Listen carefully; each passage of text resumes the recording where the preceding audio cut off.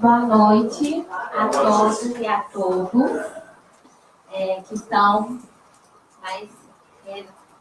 hoje aqui no Psicologia em Foco, né? Mais esse encontro.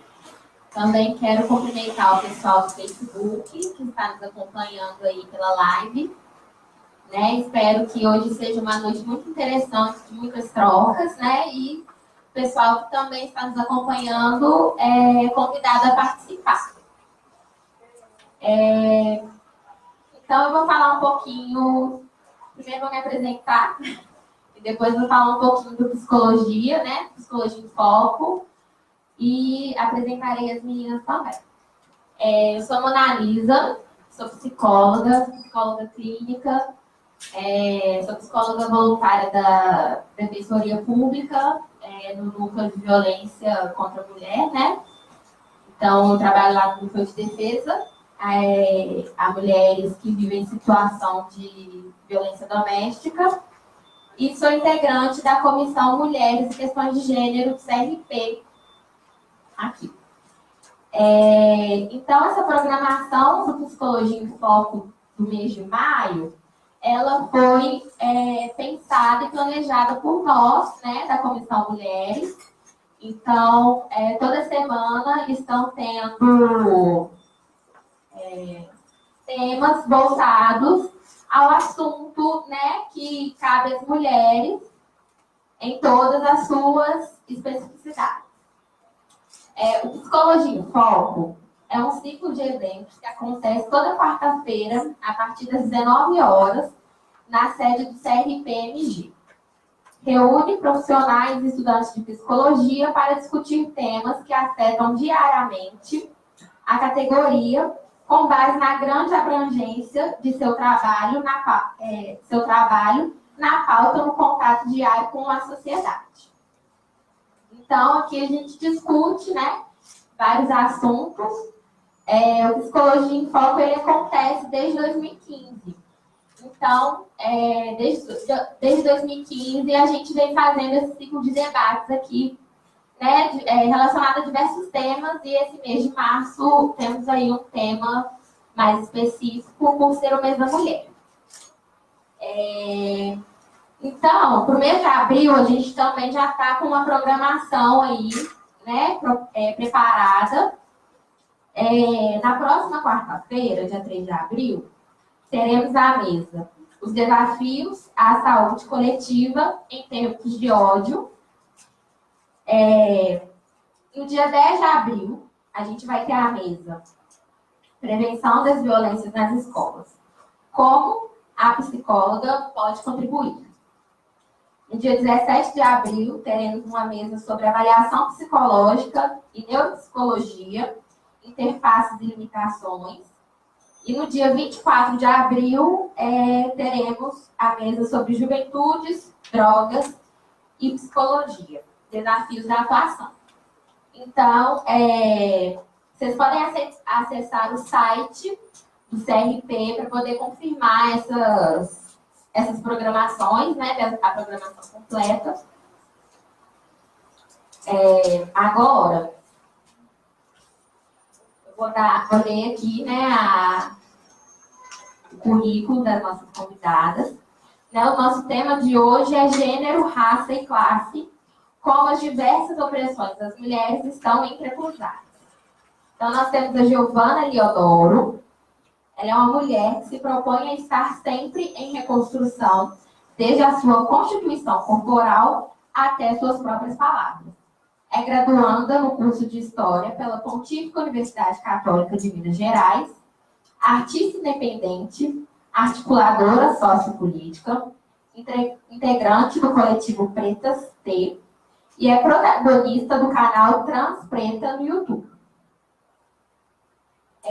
A Kênia da Silva Eliseu é psicóloga pelo Centro Universitário UNA, integrante do coletivo feminista Una as Minas, que surgiu entre 2016 e 2017. A pesquisa de TCC foi sobre as interferências do espaço escolar na construção da identidade racial de pessoas negras. Palestrante no Congresso Internacional Brain Connection e na Abrapso, apresentando a temática abordada no TCC sobre raça e educação. Então, eu vou abrir a fala para a Giovana, depois a Kênia, e depois que as duas falarem, a gente abre algumas rodadas de perguntas ou comentários, né, com relação ao tema. Muito obrigada. Antes de mais nada, eu queria agradecer pelo convite e dizer que construir esses lugares de fala é fundamental para pensar numa possível emancipação de certas pessoas que já estão à margem da sociedade. Para além disso, eu acho que uma das coisas fundamentais para a gente compreender desde o início é que o tema desse nosso diálogo, que é gênero, raça e classe, como as diversas opressões estão entrecruzadas, ele nada mais é do que, em um título muito grande, a palavra interseccionalidade. Interseccionalidade é a palavra que faz com que a gente compreenda gênero, raça e classe. Faz com que a gente compreenda que nós devemos analisar as pessoas pautadas por esses três direcionamentos, né? A partir do gênero, a partir da raça e a partir da classe, da condição econômica dessa pessoa.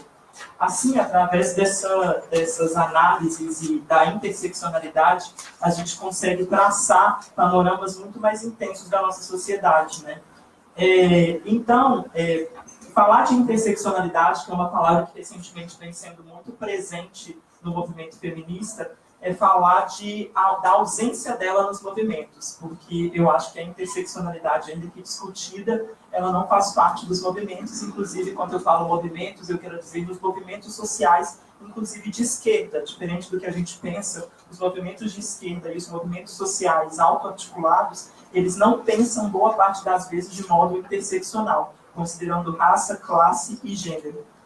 Um fator desse fundamental é a gente compreender que, enquanto eu me ausento de um ato político ou de um evento como esse, é porque eu tenho algumas questões aos quais me desfavorecem de estar aqui. Uma delas pode ser a questão de que eu, enquanto uma mulher ou mãe, posso estar subordinada a ser dona de casa ou de não estar presente dentro de espaços sociais. Outra pela questão da raça, porque eu possivelmente posso não ter condições sociais, assim como a relação da classe, de estar presente em eventos como esse. E falar de ausências é falar de pessoas trans. Eu acho que essa talvez não seja o melhor sinônimo, mas é um dos sinônimos para a gente poder abrir essa nossa discussão. Por que falar de ausência é falar de pessoas trans? Por causa que a gente ainda não compreendeu sobre a ausência e a carência dessa população de direitos básicos. As pessoas não entenderam que nós, pessoas transexuais, travestis e transgêneros, a gente está lutando por coisas tão básicas e tão simples. E eu acho importante ressaltar isso. Uma das coisas básicas para a gente poder abrir a discussão é que a gente ainda está lutando para poder fazer uso de banheiro. Tipo assim, para poder ter o direito de usar o banheiro do gênero ao qual a gente se identifica e a gente assume socialmente. Uma outra exemplificação de que estamos ainda lutando por direitos básicos é que a gente ainda está lutando para poder ter o nosso nome reconhecido institucionalmente. Ou seja, nem o nosso nome também é uma garantia que a gente tem. Até por causa que, atualmente, em Belo Horizonte, como todo mundo sabe, teve uma liminar, não em Belo Horizonte especificamente, mas diretamente em Brasília, que determinou que todas as pessoas transexuais e travestis podem retificar o nome diretamente no cartório. Só que, infelizmente, o mesmo não é uma relação tão positiva, porque os cartórios de Minas Gerais, em contrapartida, trouxeram uma liminar a qual permite que eles cobrem o valor que eles quiserem para retificar o documento. E, atualmente, em Belo Horizonte, o valor para a mudança do nome varia de cerca de 100 a 400 reais, dependendo de um cartório. A mudança de nome, inclusive, quando eu falo, não é a mudança de todos os documentos, né? É a mudança só da certidão de nascimento, e aí depois disso, esse é o valor da mudança da certidão de nascimento. Aí depois disso, você ainda paga sua identidade, que agora é 60 reais, a segunda via, você ainda paga. Enfim, uma questão muito emblemática. Outra prova de que a gente está lutando por direitos básicos é a questão do trabalho. A gente não tem trabalho garantido, a partir do momento que a gente se assume enquanto pessoas trans. E justamente por isso, atualmente, a gente está em 90%, segundo dados do ANTRA, Associação Nacional de Travestis e Transsexuais, subordinada à prostituição. Não por uma questão de escolha, mas por ser um mercado ao qual realmente está predisposto a se abrir para a gente. Uma outra prova de outro direito básico é o da família e das instituições sociais e de troca. A gente já é retirada do ambiente familiar desde o início. A gente costuma dizer, quando estuda sociologia, que a primeira relação, o primeiro grupo social que a gente interage é a família. Suponhamos, então, que a gente não tenha essa relação com o primeiro grupo social. Então, assim, a gente já não tem a estrutura básica que uma pessoa pode ter em sua maioria. Eu, particularmente, tenho uma boa relação com os meus familiares e, inclusive, consigo me retirar um pouco desses direitos básicos de determinada forma e reconheço alguns acessos. Uma outra questão é a educação, a qual está tudo entrecruzado. O outro direito básico é a educação, por causa que a gente, infelizmente, não deu conta de estar no ensino básico, de chegar até a quinta série. Se a gente se assumir dentro da escola, no ensino básico, no ensino fundamental, melhor dizendo, a gente não vai chegar no ensino médio, dependendo, porque as opressões são as mais diversas, assim. Infelizmente, as crianças e adolescentes que contemplam e que constroem a nossa sociedade ainda não estão conseguindo dialogar com essas outras corporeidades e narrativas de constituição de identidade. E aí que, consequentemente, por isso, atualmente, nós, travestis transexuais no Brasil, são 0,2 dentro da universidade. Ou seja, em todo o Brasil, existem atualmente 0,2 de travestis transexuais que estão se graduando ou estão graduadas. 0,2 não quer dizer 1%, é menos de 1%, não chega nem a 0,5, que seria a metade de 1%, mas 0,2. Justamente para a gente chegar, isso demonstra que a gente não consegue chegar no ensino básico e como que a gente vai chegar na graduação. Então, assim, é uma outra questão. E, consequentemente, no mercado de trabalho, porque se a gente não... O mercado de trabalho logo cobra, né? Quais são suas qualificações? Onde você estudou? O que você fez? Aí eu falo, não estudei e tal. Então você está fora. E aí a gente é retirada desses espaços. Uma outra questão, que é um direito básico que a gente está lutando, é o direito à vida, né? Porque, atualmente, a gente tem um maior índice mundial de transfeminicídio, de morte de travestis e transexuais em todo o mundo. O que é bastante alarmante. E quando que a gente fala, inclusive, que esse país é o país que mais se mata LGBTs, eu acho importante a gente recortar e pensar que não é mais que mata LGBTs, mas que mata travestis transexuais. Porque quem morre, boa parte das vezes, estão na mira, são elas. Ou eles. Não em sua maioria homossexuais e lésbicas que, de determinada forma, já conseguiram dar conta de se inserir aqui da sociedade. Nossa, muito rápido. Em contrapartida às nossas ausências, a gente vê lutas, né? Tipo, essas coisas todas que eu falei de ruim, a gente vê luta e vê articulação política. A gente vê movimentos sociais tentando reverter as coisas. Mas aí, em contrapartida desses movimentos sociais, a gente vê que eles não estão, de fato, dialogando com a gente. E eu vou começar a pontuar essas coisas para a gente pensar como estão entrecruzadas essas questões que a gente discutiu. A respeito dos movimentos sociais direcionados para a educação, eu gostaria de perguntar se vocês têm conhecimento de algum projeto social ou sem ser por iniciativa de pessoas trans que trabalhem com educação de ensino básico para travestis transexuais. Então, assim, atualmente os movimentos sociais voltados para a educação não conseguiram dar conta disso, uma prova. O movimento negro, particularmente, ao qual eu integro, também não conseguiu dar conta e continua não dando conta das nossas demandas enquanto travestis transexuais, infelizmente, o que talvez seja dos movimentos sociais o que mais me entristece logo depois do feminismo. Por quê? Porque o movimento negro não conseguiu dar conta de nos inserir nem sequer nos dados de genocídio da população negra. Tendo em vista que nesse país onde mais se mata travestis transexuais, não sei se vocês sabem, como eu já disse isso, mas se a gente for fazer uma análise desses dados, 80% dessas travestis transexuais que mais morrem nesse país são negras e pardas. Então, assim, a gente também está falando de genocídio negro, a gente está falando de corpos negros que estão morrendo. E aí que o movimento negro não conseguiu dar conta disso e ainda continua nos ignorando de determinada forma. Mas também a gente se abre a diálogo, até porque a gente acredita na potência desses movimentos sociais. A luta anticapitalista, os movimentos sociais anticapitalistas também não conseguiram dar conta das nossas demandas. Afinal de contas, eles não conseguiram compreender que enquanto eles lutam por salário mínimo, por direitos trabalhistas, a gente ainda está lutando para poder ter o trabalho. Então, assim, ele não conseguiu dar conta de que tem pessoas que sequer conseguiram se inserir no mercado de trabalho, e elas não conseguiram se inserir, tendo em vista que elas não têm uma formação e outras diversas coisas. Agora, a respeito do feminismo, que talvez seja a principal pauta nossa. O feminismo não deu conta, e eu acredito que ele ainda tem muito que trabalhar para conseguir emancipar mulheres travestis transexuais. E eu vou discutir um pouco sobre isso. Por quê?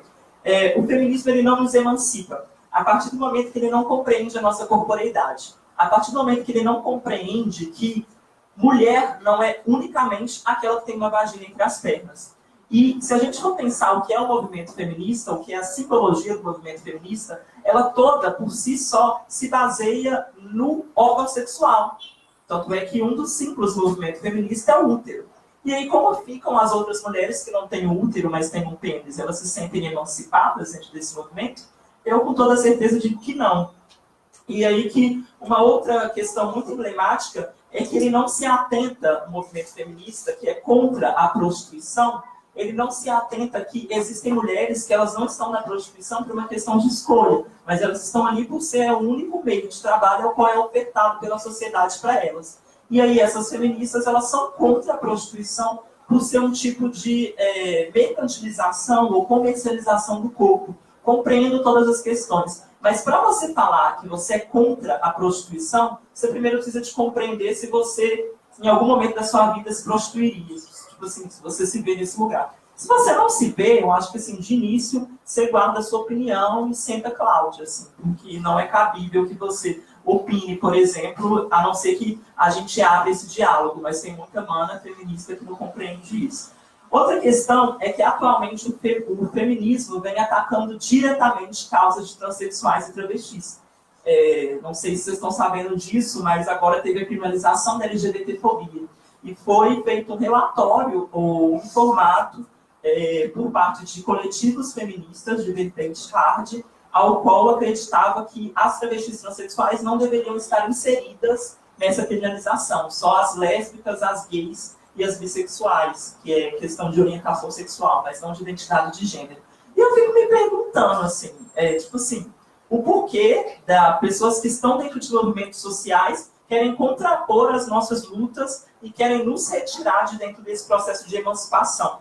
E aí que uma outra prova também é que atualmente uma juíza determinou sobre a situação carcerária de mulheres travestis transexuais que estão dentro das penitenciárias masculinas, que tem uma ala específica em algumas, mas não em todas, que é LGBT, e que façam que elas sejam retiradas do espaço onde majoritariamente tem homens, e aí que, mesmo nessas alas, elas são subordinadas a terem que ter relações sexuais e serem abusadas para que elas consigam sobreviver dentro do cárcere. Um exemplo maior dizendo é de uma amiga minha muito próxima que passou pela questão carcerária e ela, infelizmente, teve que ter relação com um homem para não ter relação com vários outros homens. Traduzindo, ela teve que arranjar um namoradinho lá dentro para ela não ter que dar para todo mundo que estava ali dentro daquele espaço.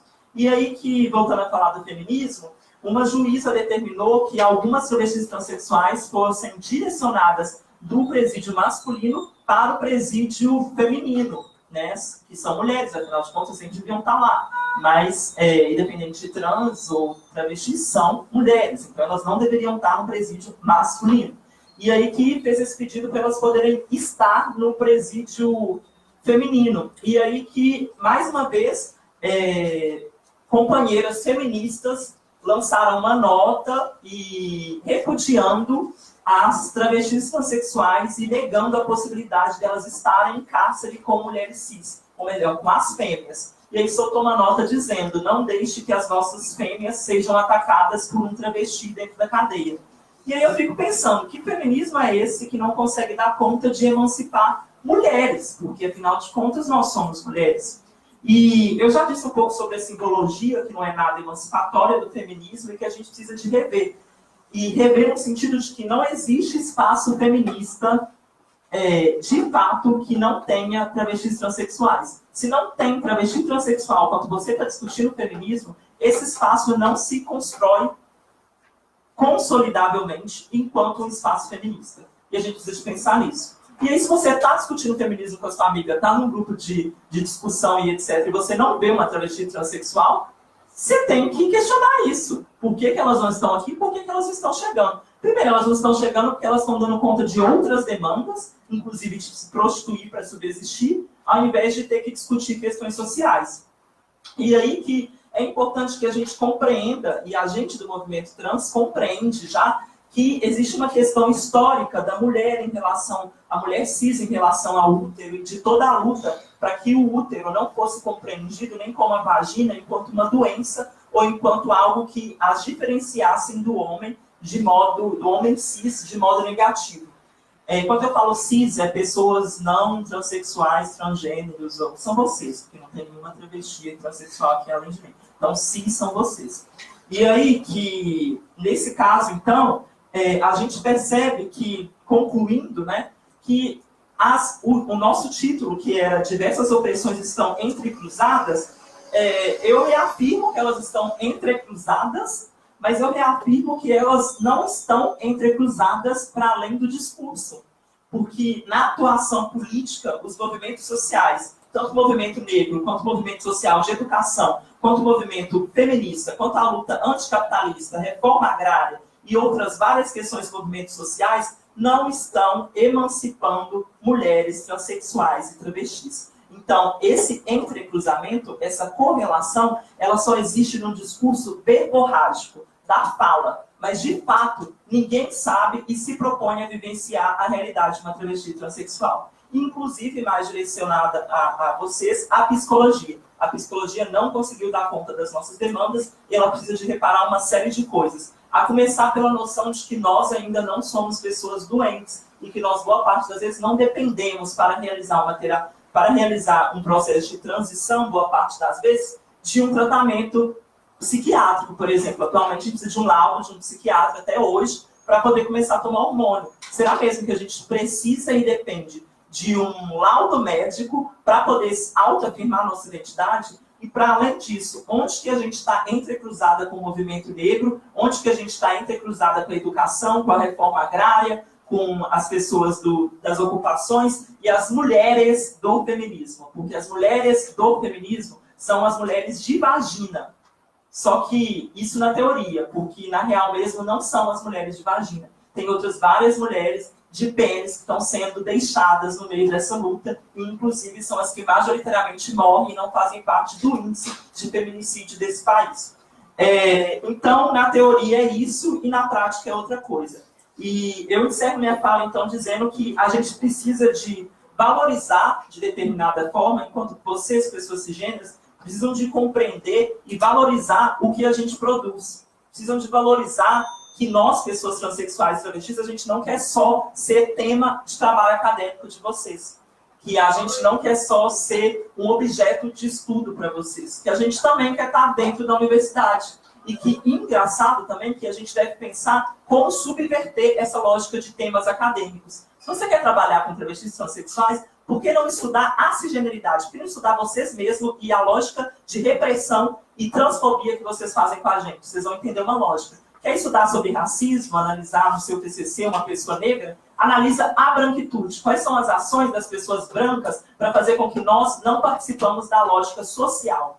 Então, eu acho que assim, está na hora da gente subverter esses temas universitários. Chega de ficar trabalhando o tema LGBT. Vai trabalhar quem literalmente não é LGBT e o que ele contribui e o que ele faz para as pessoas que são LGBTs. Eu acho que isso é muito mais interessante, que a gente passa a analisar quem é que é contra a gente, não quem é que está a favor da gente ou quem é que de fato está sendo oprimido. E encerrando também, quando eu falo de valorizar, é importante dizer que a gente precisa de valorizar esses 0,2% de travestis transexuais que estão dentro da academia. Não dá mais para a gente poder trazer os nossos conhecimentos sem receber uma contrapartida, nem que seja mínima financeira. Tipo assim, a gente precisa de ter o nosso trabalho valorizado por uma questão lógica de subsistência. Não é para a gente poder ser rica, mas para que a gente compreenda que esse 0,2% que está dentro da academia está produzindo. E essas travestis querem ser referência no trabalho de vocês. Vocês fazem trabalho sobre travestis transexuais, mas as referências não são nós. Sempre que tem pessoas travestis transexuais que estão produzindo academicamente. Por que a gente não é referência até hoje para vocês? Essa é uma grande questão. Inclusive, eu acho que, só encerrando, eu acho que eu queria fazer uma pergunta para encerrar, que é quantas pessoas travestis transexuais fazem parte do seu dia a dia e do seu ciclo? Quantas travestis transexuais entraram dentro da sua casa, sentaram no seu sofá ou na sua cama e conversaram com você? De uma boa. Na sua vida inteira, assim, quantas? Muita gente vai falar que nenhuma, em sua maioria. E por que nenhuma? Você já parou para perguntar isso? Por que nenhuma? Porque a gente não quer se correlacionar com essas pessoas, com esses sujeitos que são marginalizados. E a gente precisa de repensar essa lógica que está fazendo com que a gente seja excluída socialmente. E aí que, para isso, a gente precisa de acompanhar a vida e a carreira, não só acadêmica, mas também a vida e todo o condicionamento de pessoas travestis transexuais. É importantíssimo isso. Você chegar numa travesti que você viu na esquina, você nunca viu ela, mas você pergunta como que foi o dia dela. Porque ninguém nessa sociedade, em sua maioria, orna, ou melhor, se preocupa com a vida e o contexto social dela. Então, quando você pergunta isso, você já está rompendo uma barreira social. Para além de pensar em tudo, esses problemas sociais, só como foi seu dia já vai mudar muita coisa. E é isso, gente. Muito obrigada mais uma vez.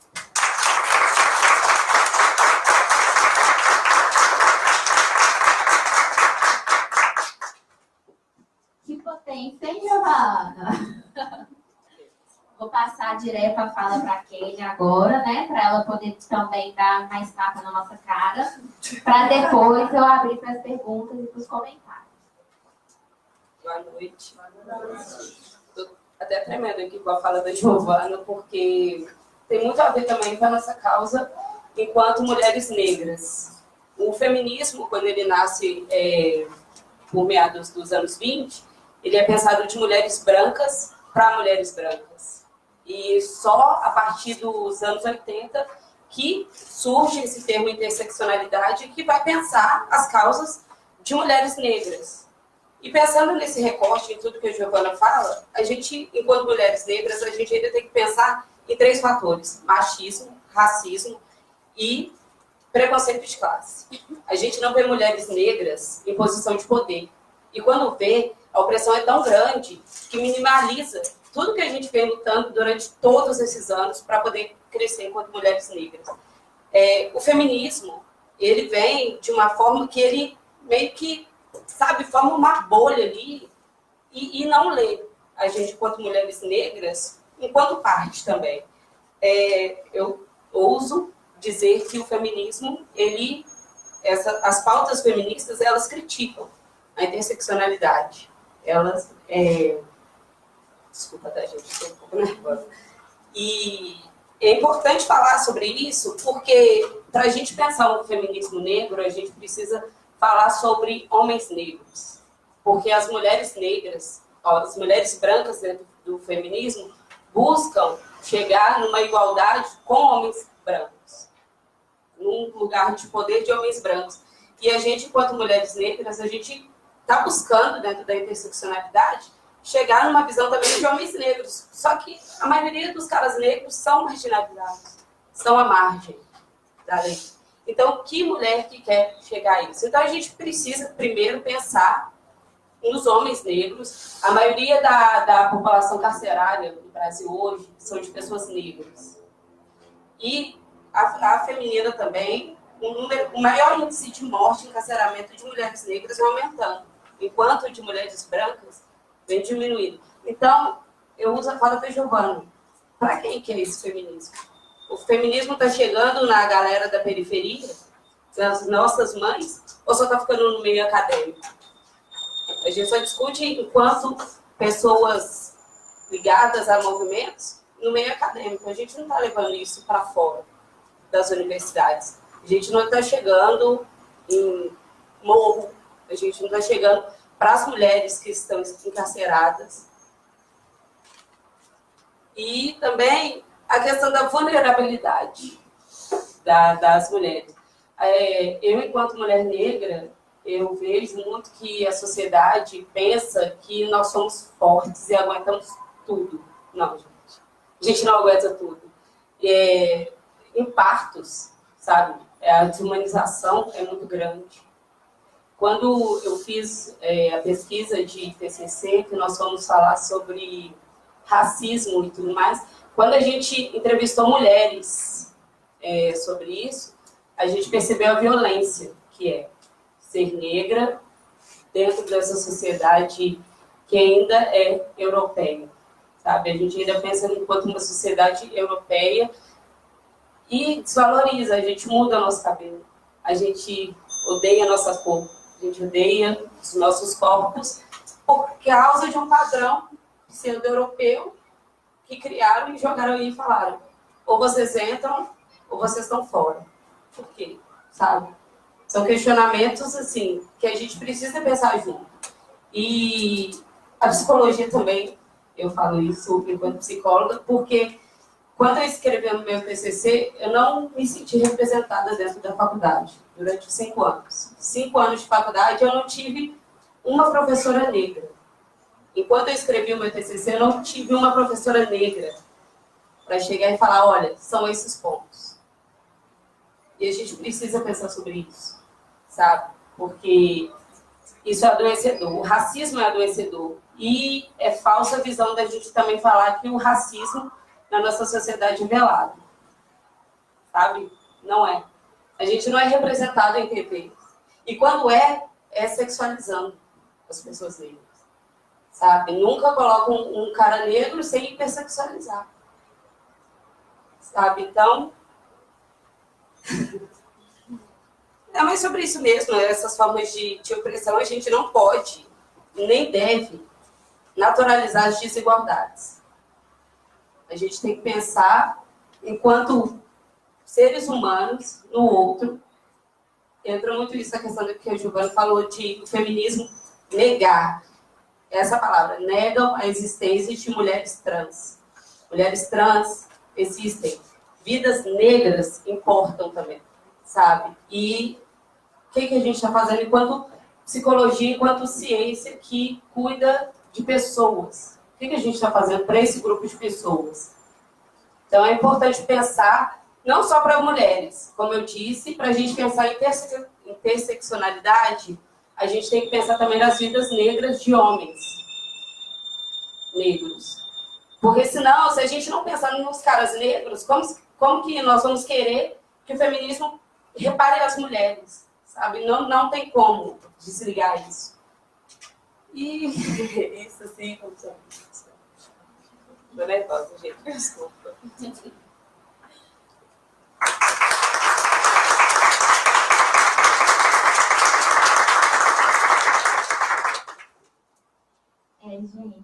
eu acho que são 2 assuntos extensos, né? Eu acho que falar do transfeminismo é uma pauta densa que, se a gente for parar para pensar, a gente tinha que gastar 30, 40 minutos só discutindo, né, as questões do transfeminismo, assim como as questões do feminismo negro.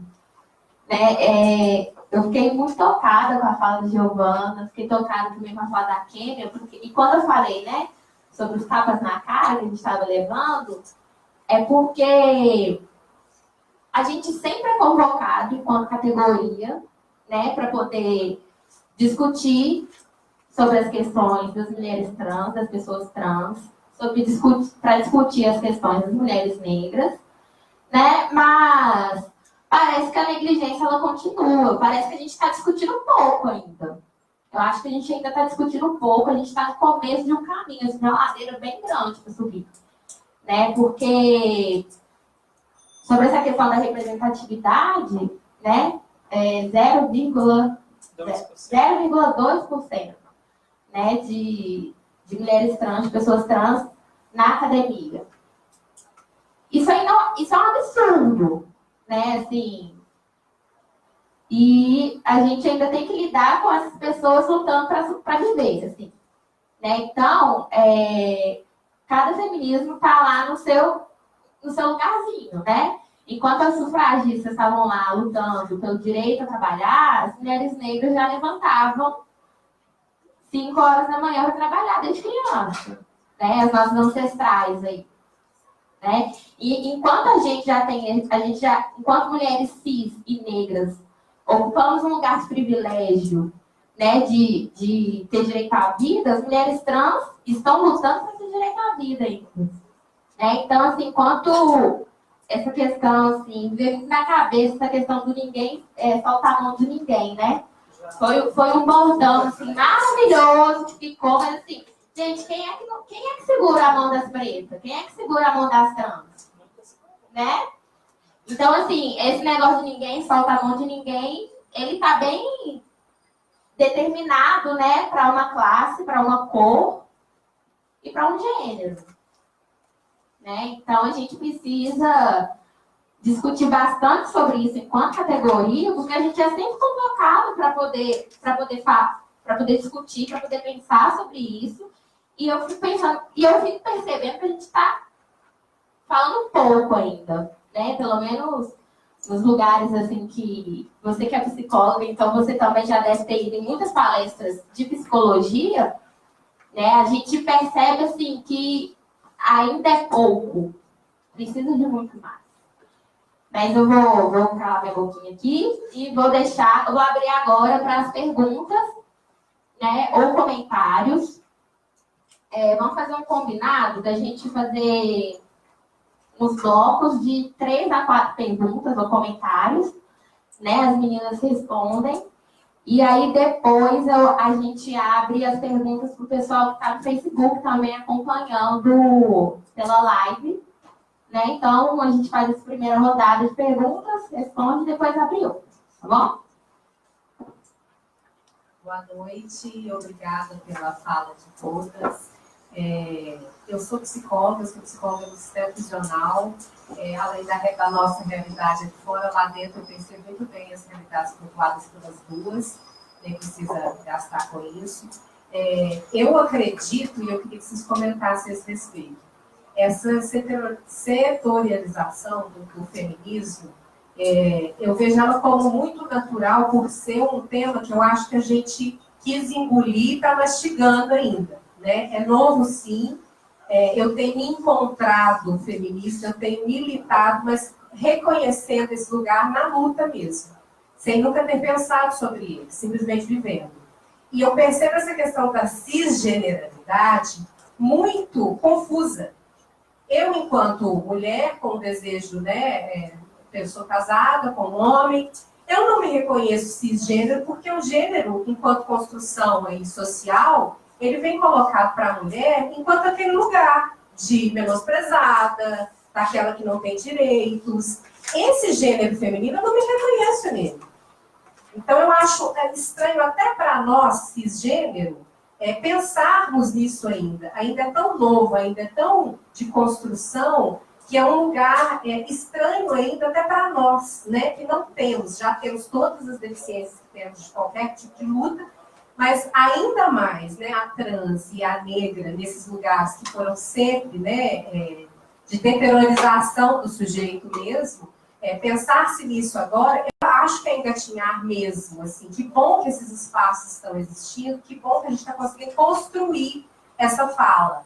Mas eu acredito que ela seja inicial mesmo, eu acho que a gente tá apanhando no dia a dia, mas por não se reconhecer ainda. É a minha experiência e eu vejo das demais pessoas com quem eu convivo, muito calcada dessa questão de não se perceber cisgênero, para início de conversa.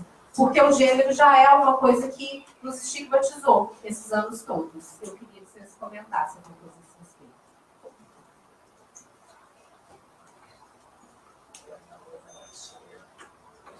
Boa noite, eu sou o Breno, também estudante de psicologia da PUC. E eu fico pensando assim também, na minha vivência, na verdade, como homem gay, cheio de privilégios, né? Conhecendo isso também. A dificuldade que é para a gente, como pessoa preta, LGBT, estar na universidade e conseguir se manter dentro da universidade. Né? Então, assim, hoje em dia a gente está na universidade, mas a gente consegue somente estudar. A gente não consegue fazer uma extensão, a gente não consegue dar uma monitoria, a gente não consegue ocupar outros espaços que a gente deveria estar ocupando também. Então, eu, por exemplo, participo de vários projetos hoje da PUC, mas assim, nossa, sabe, é árduo. É muito diferente a vivência de pessoas brancas, cis, heterossexuais, que, sei lá, tipo, fazem nada além de estudar, o que é muito, inclusive, mas tem esse tempo a dedicar às outras atividades da universidade, né? Então, fico observando os projetos que a faculdade oferece, por exemplo, são projetos voltados à periferia. A galera que está à frente do projeto, todo mundo branco, todo mundo rico, que ninguém nunca entrou na comunidade e está lá para fazer acontecer. Né? Se a gente vai fazer um projeto voltado para as prostitutas, a galera não sabe nem o que é isso, na verdade. Né? Não tem nem dimensão do que é isso. Então, eu queria também que vocês falassem um pouco disso, a experiência de formação, se conseguiram ocupar alguns outros espaços, e como que foi.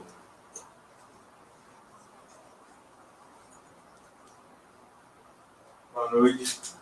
Eu queria que vocês falassem um pouco também, porque muitas vezes eu escuto, por exemplo, igual quando vão essas tentativas de fazer, eu não sei falar direito, quando vai, por exemplo, busca pelos direitos LGBT, essas coisas, eu escuto muito falar que, por exemplo, você falou do feminismo, aí falou, por exemplo, feminismo negro, e aí eu escuto muita gente falar, por exemplo, por que está querendo separar, sabe, por exemplo, negro, LGBT, aí eu escuto muitas vezes que está querendo fazer privilégio essas coisas, sabe? E esses comentários me dificultam muitas vezes entender sobre esses assuntos. Eu queria que vocês falassem um pouco também, por favor.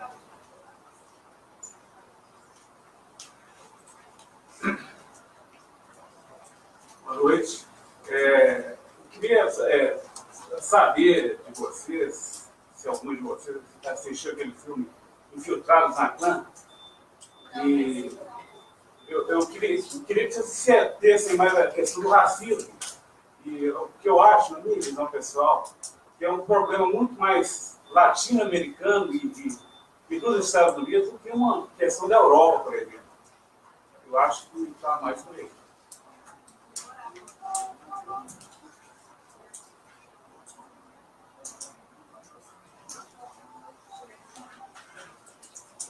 Pode começar?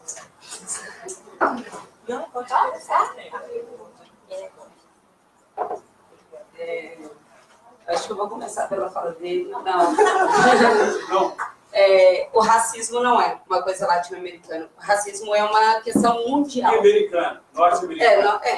Enfim, não. Você acha que não tem essa relação? Não. É mundial. A gente sofre com o racismo, principalmente no Brasil.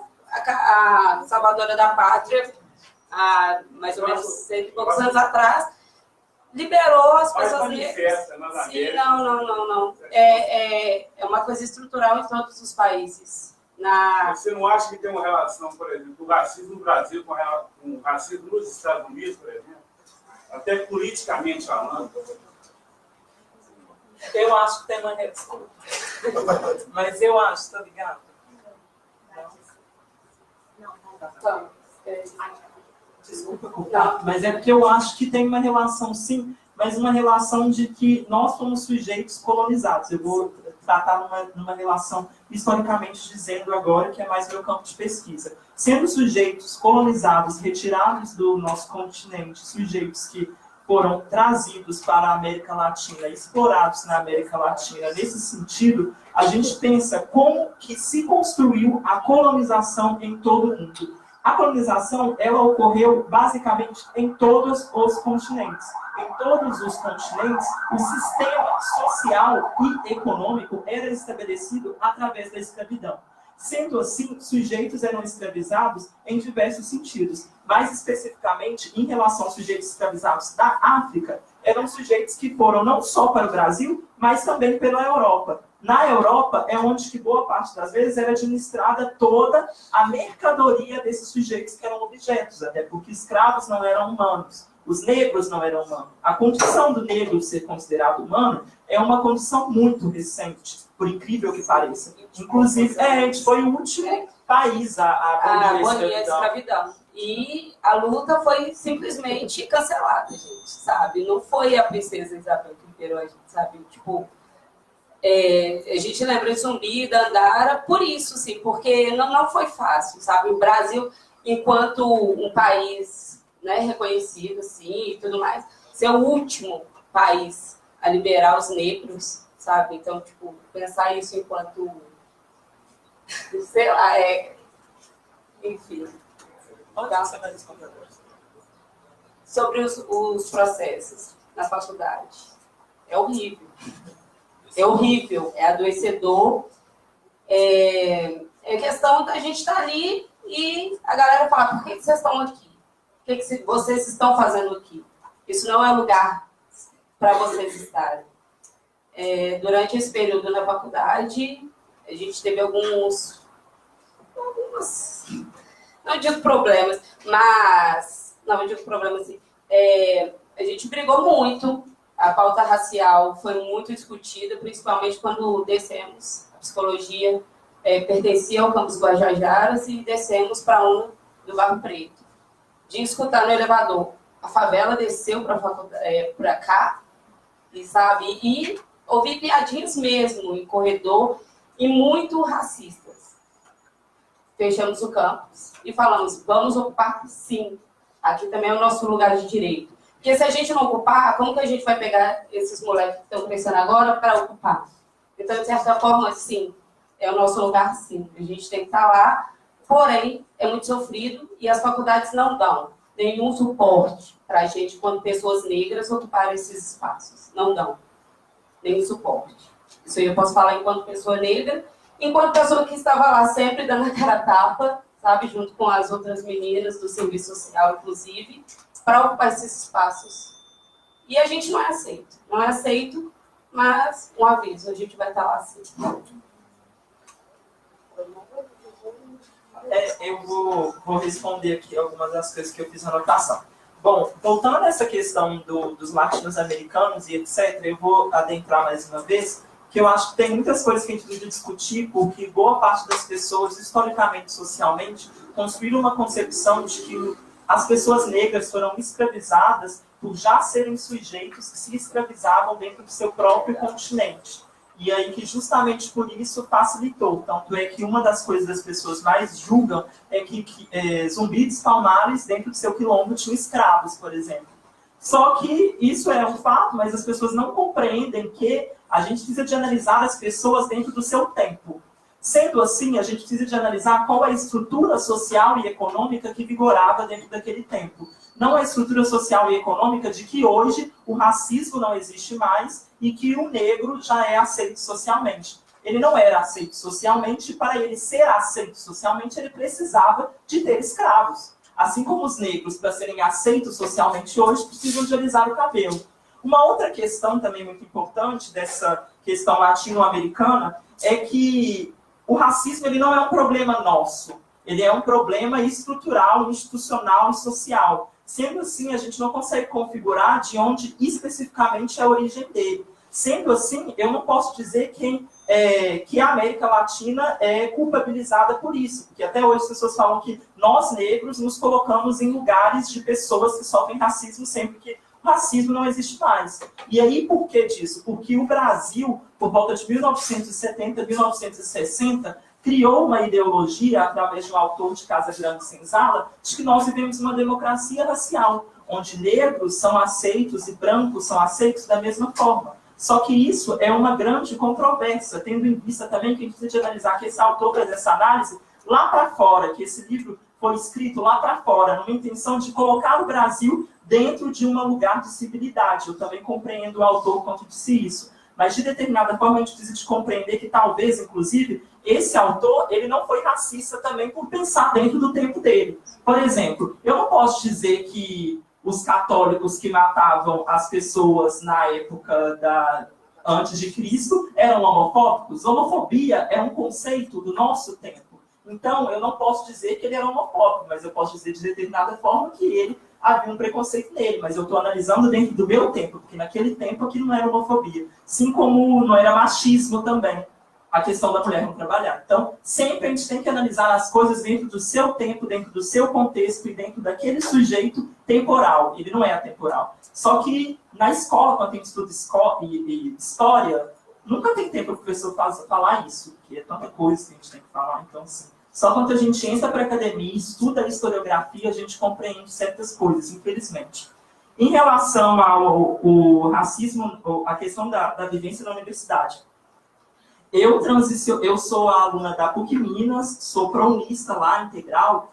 Eu transicionei dentro da universidade, porque eu compreendi desde novinha que eu não podia transicionar antes, até porque eu nem passo, não que não passava isso na minha cabeça, mas porque isso não faz parte da minha realidade. Inclusive, por exemplo, uma mana trans branca que ela está passando por processo de transição, vai ser bem diferente do processo de transição de uma pessoa negra, periférica e pobre, tendo em vista que a família dela mal sabe que pode se ser travesti ou transexual. Tipo assim, as crianças crescem sem pensar nessa possibilidade, elas crescem com um incômodo, mas não com a possibilidade de saber o que era. E eu só transicionei dentro da universidade por volta do meu 3º período, ou 2º. E aí, dessa forma que, assim, eu odeio a minha universidade. Tipo assim, eu odeio com todas as minhas forças. A PUC não é nada inclusiva e ela é muito inclusiva. Por sinal, o racismo e a transfobia que eu sofro dentro da universidade não é de me chamar de macaco ou me chamar de travecão. Tipo assim, é de me chamar de maravilhosa, linda, tá sempre bonita. Ai, que linda, você tá maravilhosa. Ai, que bom que você tá aqui. Ai, que bom que você veio, você tá aqui, marcando presença, etc. Por que disso? Por que eu acho que isso é racismo, isso é transfobia? Porque não deram conta de naturalizar a minha presença ali. Tipo assim, eu só sou mais uma pessoa ali. As pessoas acham que eu quero ser chegou ela, a única trans do campus. Tipo assim, eu só quero ser só mais uma pessoa. Eu não quero ser a trans da PUC Minas, né? A negra que estuda na PUC Minas. Só que as pessoas não se dão conta disso. Então isso é muito complicado, porque as pessoas já estão dando conta de que a gente está no espaço, mas elas não naturalizaram a gente. E aí vem essa babação de ovo de que a gente... que bom que você está aqui, que você veio, que você faz isso. Isso é preconceito por si só. Que você não está tratando essa pessoa como você trataria uma pessoa branca ou uma pessoa cis.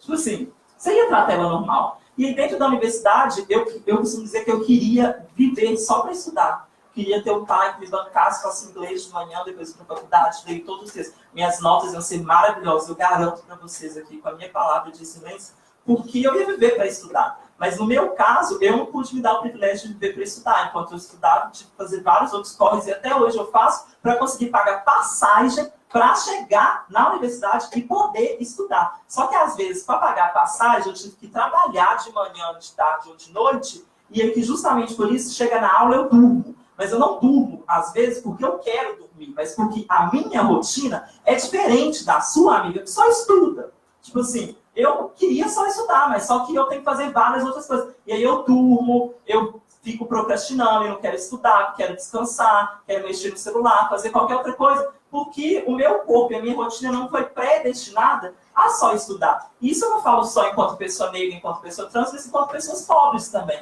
Quando que a gente entra na universidade, é um caos, por exemplo, para a gente lidar com isso de estudar. É muito difícil de estudar para a gente, porque a gente não viveu só estudando. Quanto que a gente era menor, estudava na escola pública e tal, ou não, eu só não estudava. Eu tinha demanda em casa, minha mãe mandava fazer um tanto de coisa.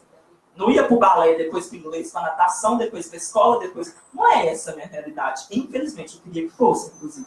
Mas outra coisa, em respeito da setorialização ou das categorizações, a gente precisa de compreender que ela é extremamente necessária dentro dos movimentos. Tendo em vista que o quê? Que eu só consigo buscar por políticas públicas e por direitos sociais quando eu me reconheço. Se eu não reconheço, não assumo minha identidade, minha setorialização, meu movimento, eu não vou conseguir buscar meu direito. Por exemplo, eu falo assim, eu não sou gay, não sou lésbica, não sou bi.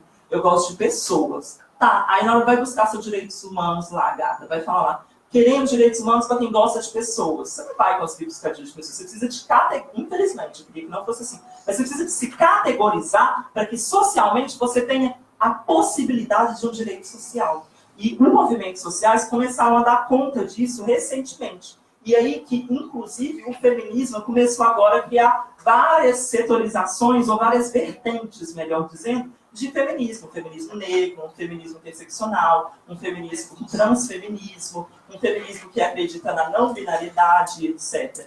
E essas questões todas são muito justas, todas elas são necessárias. Por quê? Por causa que são coisas específicas de determinados grupos sociais e que eles carecem dessa identidade para poder serem reconhecidos como grupos sociais.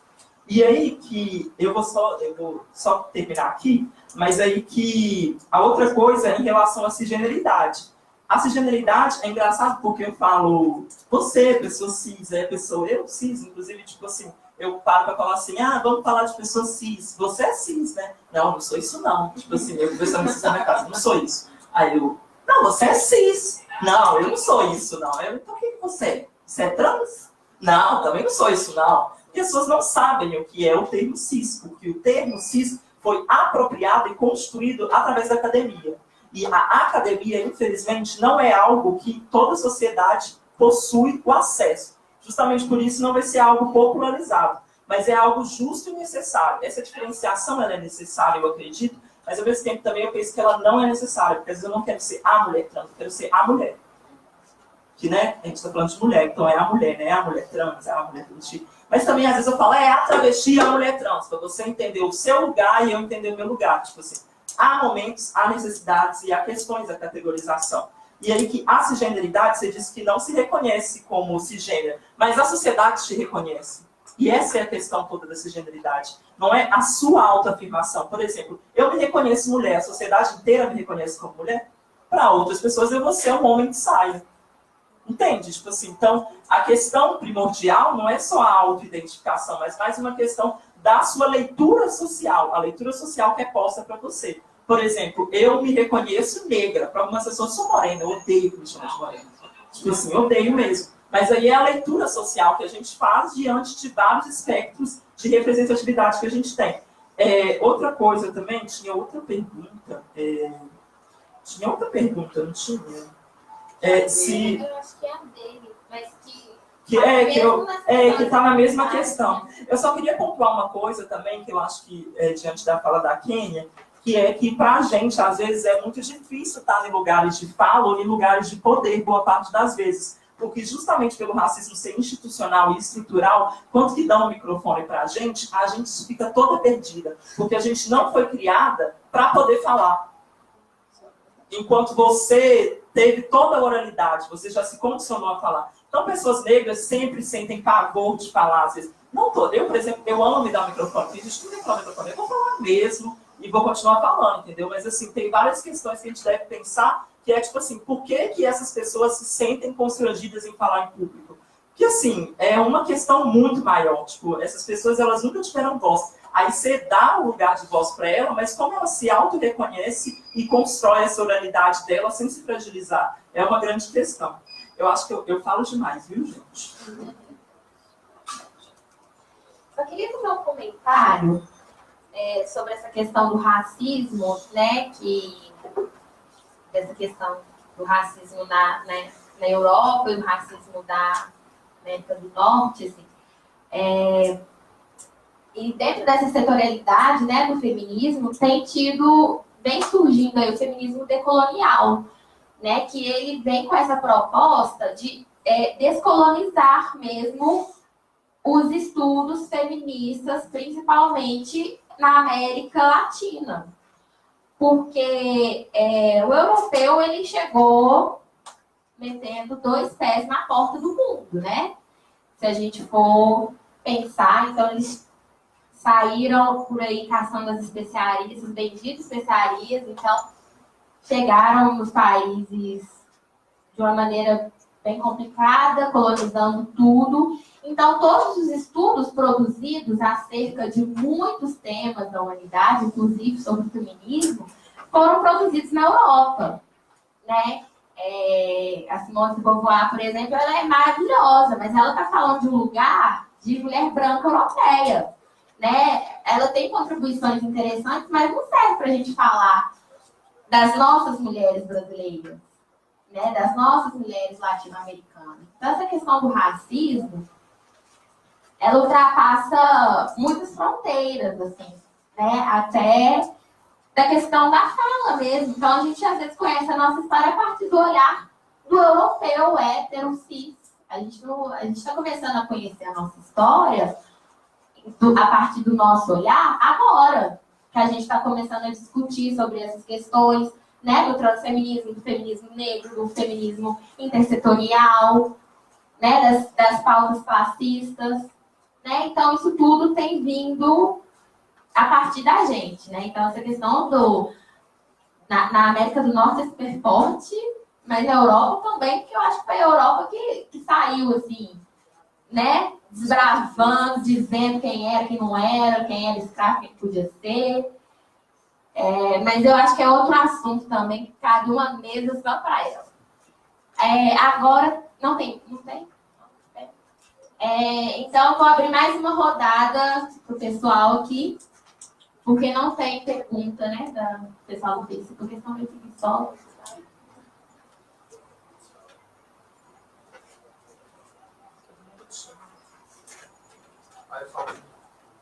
Eu também adoro falar. Apesar de ficar um pouco incomodado desse lugar também do microfone, é horrível, péssimo, tudo, mas eu também Tem que se acostumar. me atacar. Eu fico pensando, Giovana, quando você trouxe assim, a galera posicionar, tipo, a pessoa preta na universidade, a galera trans na universidade. Porque eu acho que isso traz uma carga pra gente muito grande. E ao longo desse processo a gente cansa mesmo, assim. Eu, por exemplo, na psicologia da PUC mesmo, eu tô, tipo assim, saturado, sabe? De ser pessoa preta, de ser um homem gay, tá à frente, não sei o quê. Mas, ao mesmo tempo, também, eu acho importante a gente demarcar isso, pelo menos nesse período, para representatividade mesmo. Sabe? Que existem outras pessoas que estão lá e que eu também posso estar, sabe? Porque, assim, até vir a ser natural, eu acho que vai demorar muito tempo, inclusive. Né? Então, eu não sei, eu queria que você me ajudasse a pensar sobre isso, sabe? Assim, acho que você trouxe esse incômodo de estar à frente também e tal. Mas olhando por esse outro lado, eu acho que tem a representatividade, sabe? De ter 0,2% na universidade e os outros 99%, né? 0,08% são outras pessoas. Porque eu vejo isso assim, quando eu vejo que existem pessoas como eu na universidade, me dá um gasto para continuar. Eu vou juntar elas, sabe? Vou me unir. A gente vai conseguir mudar um cenário muito grande na universidade. Enfim, acho que é por aí, assim.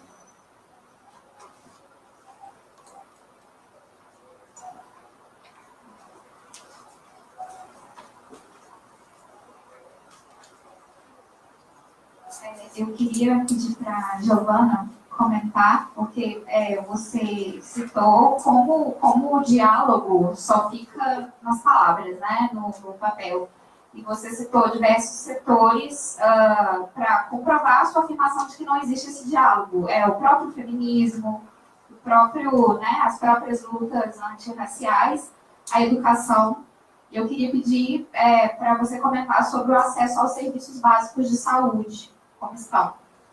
O SUS, né, considerando que uma das premissas é o atendimento sem discriminação. Obrigada. Boa noite. Boa noite, meu nome é Mariana. Eu queria agradecer pela mesa e eu queria fazer uma pergunta. Eu queria pedir indicações de livros, fontes assim, sobre o tema, assim, principalmente livros assim, que demonstrem essa interseccionalidade entre esses temas, gênero, classe e raça. E eu queria também pedir bibliografias sobre branquitude e essas coisas.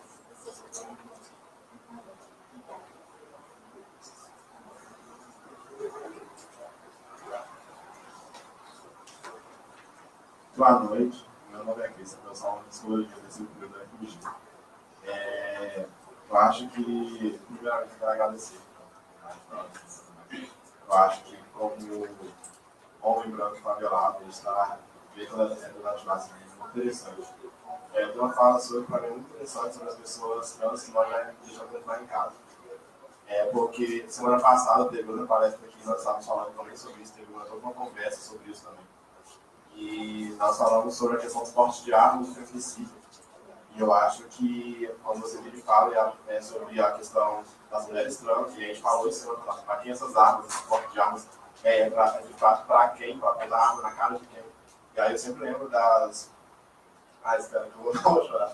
Eu sempre lembro do pessoal da favela, porque, tipo assim, é muito difícil, né? A gente namorar, as pessoas não têm noção do como é difícil, às vezes, você sair de casa para parar na faculdade, porque, tipo, às vezes você não concorda, isso da FMG, e às vezes eu vou andando, eu já fui andando na faculdade, você não tem dinheiro, e a faculdade não tem acesso, a faculdade não pensa nas condições, a faculdade não trabalha sobre isso. E, tipo assim, a favela, eu sou um privilegiado pra caralho, assim, na favela, porque eu ainda sou branco.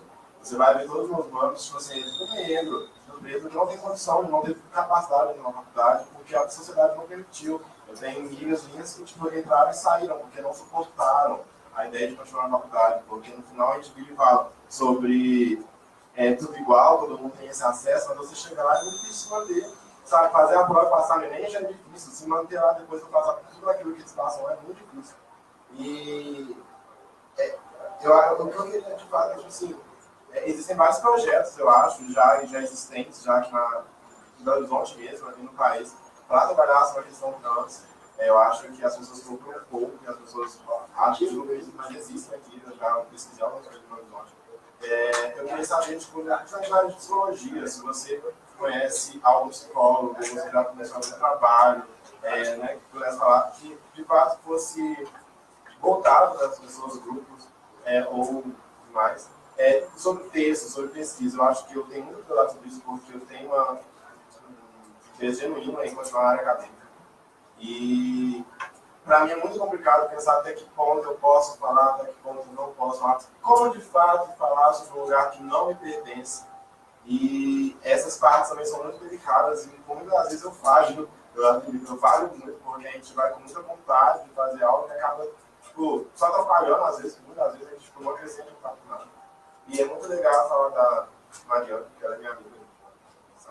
Porque na semana passada, uma das perguntas que eu fiz foi em relação ao que fazer dentro da academia para, de fato, tentar mudar esse histórico, porque nós olhamos que nossos professores são todos brancos, homens, cis, e não como, de fato, mudar essa cara da universidade, de fato, fazer. E a palestrante estava falando, falou sobre montar um grupo de branco, que é um plano que a gente começou, mas como ir além, sabe? Além da questão de ser negro, além. Então, como você fala sobre ser negro e trans, como você fala sobre ser negro e mulher, porque eu sou homem, eu também não posso falar sobre lugar de ser mulher. Então, assim, o que fazer para na universidade, como academia, para mudar essa cara antes de sair da universidade, sabe?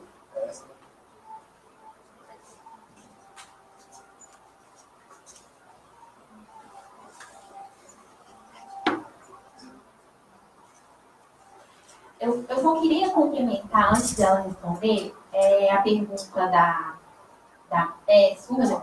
Ana Carolina, que foi sobre o SUS. Aí eu queria que você comentasse, Giovana, sobre as outras políticas públicas também, de assistência, de educação. Só para juntar tudo para devagar.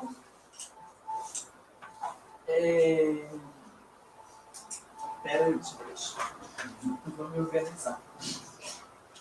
Primeiro, sobre a questão da representatividade dentro da universidade.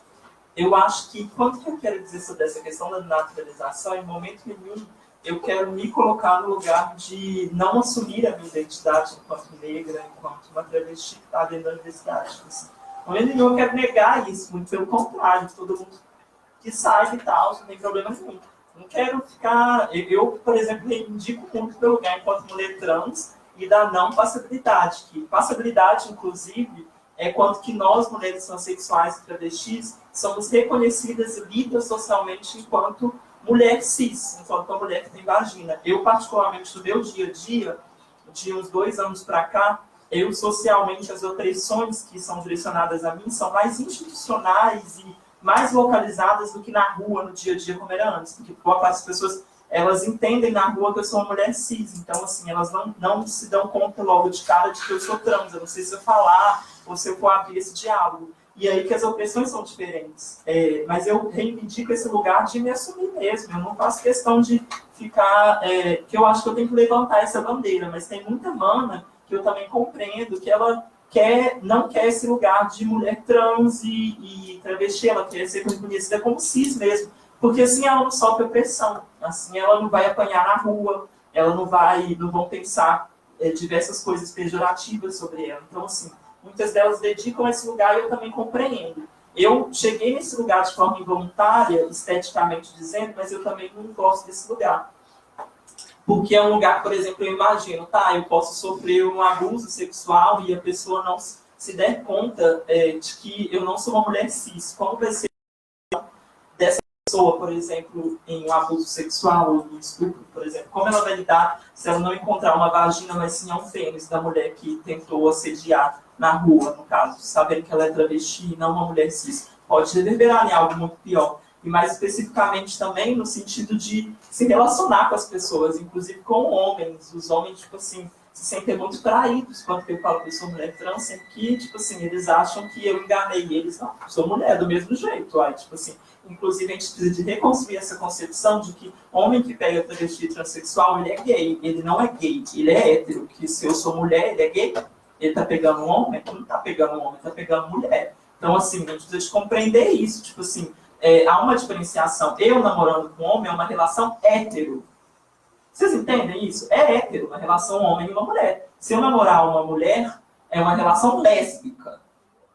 Né? Então, assim, a gente precisa de compreender isso. E, enfim, é complexo. Mas, assim, dentro da universidade, eu acho que eu tento construir essa questão de levantar minhas bandeiras, me auto-identificar. Sempre faço isso desde o início. Inclusive, acho que por isso que as pessoas já associam. Ah, você, né, que usa turbante, que fala disso e disso. Aí mas assim, eu não sou só isso, entendeu? Então, quando eu falo de naturalizar, é para as pessoas pensarem nisso. Por exemplo, eu não quero participar só de mesa de palestra que fala só de mulher travesti transexual e de negro. Me chama para participar de uma mesa de economia, eu também posso discutir economia com você, ou eu posso discutir com você sobre o sistema escravocrata, ou talvez nem questão negra, mas você pode discutir sobre a Europa e suas construções culturais e sociais. Por que não? Também posso fazer isso. Só que você já me predestina a uma coisa, tipo assim, eu tô cansada disso. Tipo assim, eu sou muito mais que uma mulher trans e negra.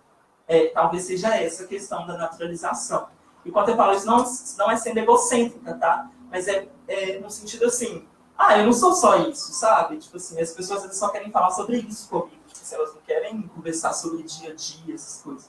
Mas enfim, em relação ao serviço básico de saúde, atualmente é uma relação bastante crítica, no sentido nacional, e a gente não é amparada pelo sistema. É engraçado também pensar que a gente acha que o sistema ele vai nos atender através do processo de cirurgia de resignação do sexo, que é pela troca do órgão genital. E, assim, não é bem assim, porque, assim, muitos poucos, acho que por ano são pouquíssimas pessoas que conseguem. Inclusive, a gente cria uma concepção de que toda travesti transexual quer fazer essa cirurgia. Tipo assim, nossa, longe de mim, assim, tipo... Inclusive, nem perguntem isso, tá, gente? É uma outra questão. Chegar e falar assim, você pensa em fazer cirurgia? Por que você tem que perguntar isso, né? Só conta, sabe? Tipo assim. Mas, enfim, voltando a falar do sistema básico, eu penso que ele ainda está muito defasado. Porque a medicina, a psicologia, a ciência... ainda não tem, a gente não tem nenhum aparato científico atualmente que legitime a existência de corpos travestis, transexuais e transgêneros. É um pouco louco falar isso, mas segundo uma pesquisa que a gente tem do ANTRA, não tem nenhum aparato científico que legitime que a gente existe. Então, dizemos que eu tenho que produzir academicamente para poder ser legitimada cientificamente. Então, a medicina não consegue dar conta. E aí, uma prova de que a medicina não consegue dar conta de que a gente passa por um processo de esterilização. Por exemplo, quando a gente faz a terapia hormonal, toma medicamentos para poder passar para a terapia hormonal, ela acontece de duas formas. Como os homens trans, ela acontece mais rapidamente, porque o efeito de um corpo, um corpo que anteriormente era feminino e que passa por essa transição hormonal, da testosterona, ele toma a testosterona, o efeito é mais rápido. No caso das mulheres transexuais e travestis, o efeito é menor, por causa que é muita testosterona a mais de estrogênio, que é o hormônio feminino. Então, os efeitos demoram, assim, horrores, mas tem gente também que não demora. Por exemplo, eu tenho 1 ano de terapia hormonal, assim, já transicionei antes, mas eu me recusava a fazer terapia hormonal. Mas eu tenho 1 ano e eu particularmente acho que eu tenho efeitos que boa parte de algumas manas que já estão há 4, 3 anos não tiveram ainda, porque varia da corporeidade da pessoa. E aí que outra questão é da psicologia, desse serviço básico atualmente em Belo Horizonte, no estado de Minas, a gente tem um ambulatório para transexuais e travestis, que é o ambulatório Eduardo de Menezes, que é bastante descentralizado, é muito difícil, pelo menos para mim, para boa parte das pessoas chegarem lá, porque tipo, ele fica na divisa de Contagem, assim, Belo Horizonte. Do Barreiro. Um ambulatório. O ambulatório, só que aí deram o nome de Anique Lima, que é uma travesti mais velha, que é a nossa matriarca das travestis. Mas daí isso agregar também Só pra lá é bom, porque só você bem entre aspas, né? O atendimento sempre de qualidade, talvez. Mas segrega. Sim, não pode colocar as mulheres no último vagão de metrô. Esse hospital que eu acabei de falar, ele que fica um pouco distante, ele atende todo o estado de Minas Gerais. Ou seja, ele já tem uma demanda muito grande. Você chega lá, tem travesti lá do Vale de Jequitinhonha. Tipo assim, e tem a Amanda que mora em Venda Nova. Tipo assim, é muita gente. E aí a demanda para ser atendida é muito grande. Eu lembro que há um ano atrás, antes de eu começar a terapia hormonal, eu queria muito fazer com médico, que tem vários problemas com acompanhamento médico, que isso causa na gente, por exemplo. Tomar hormônios tem chance de ter osteoporose, trombose, problema de pressão, perda de quilo ou ganho de quilo, e vários problemas corporais mesmo, assim, muito sérios. Que imagina, você está colocando um hormônio feminino num corpo que ele anteriormente, ele cisgenericamente dizendo, biologicamente, é um corpo masculino. Então, assim, é uma coisa. Tanto é que, por exemplo, a gente passa por processos de, nós mulheres especificamente, de tensão pré-menstrual sem sair sangue, sem menstruar. Mas, assim, a nossa cabeça fica do mesmo jeito, que a gente mentalmente passa a produzir esse hormônio dentro do corpo. Então, assim, é um caos, literalmente, ter que lidar com isso. E com a testosterona que ainda está no corpo. Então, é um turbilhão. Então, vocês da psicologia têm que dar conta disso, porque, assim, é muito trabalhoso. Tipo assim, é muito trabalhoso pra gente. Tem dia que a gente chora, a gente tá rindo quase todo dia. Tipo assim, é louco. Eu, às vezes, me sinto um pouco doente mental, assim. Fico pensando se eu, talvez, estou com algum problema e etc. Mas por consequência, da terapia hormonal. E aí, esse ambulatório, eu queria fazer com acompanhamento médico, mas só que demora muito pra você conseguir atendimento lá. Eu comecei a tomar hormônio por conta própria. E depois de 6 meses, eu fui chamada.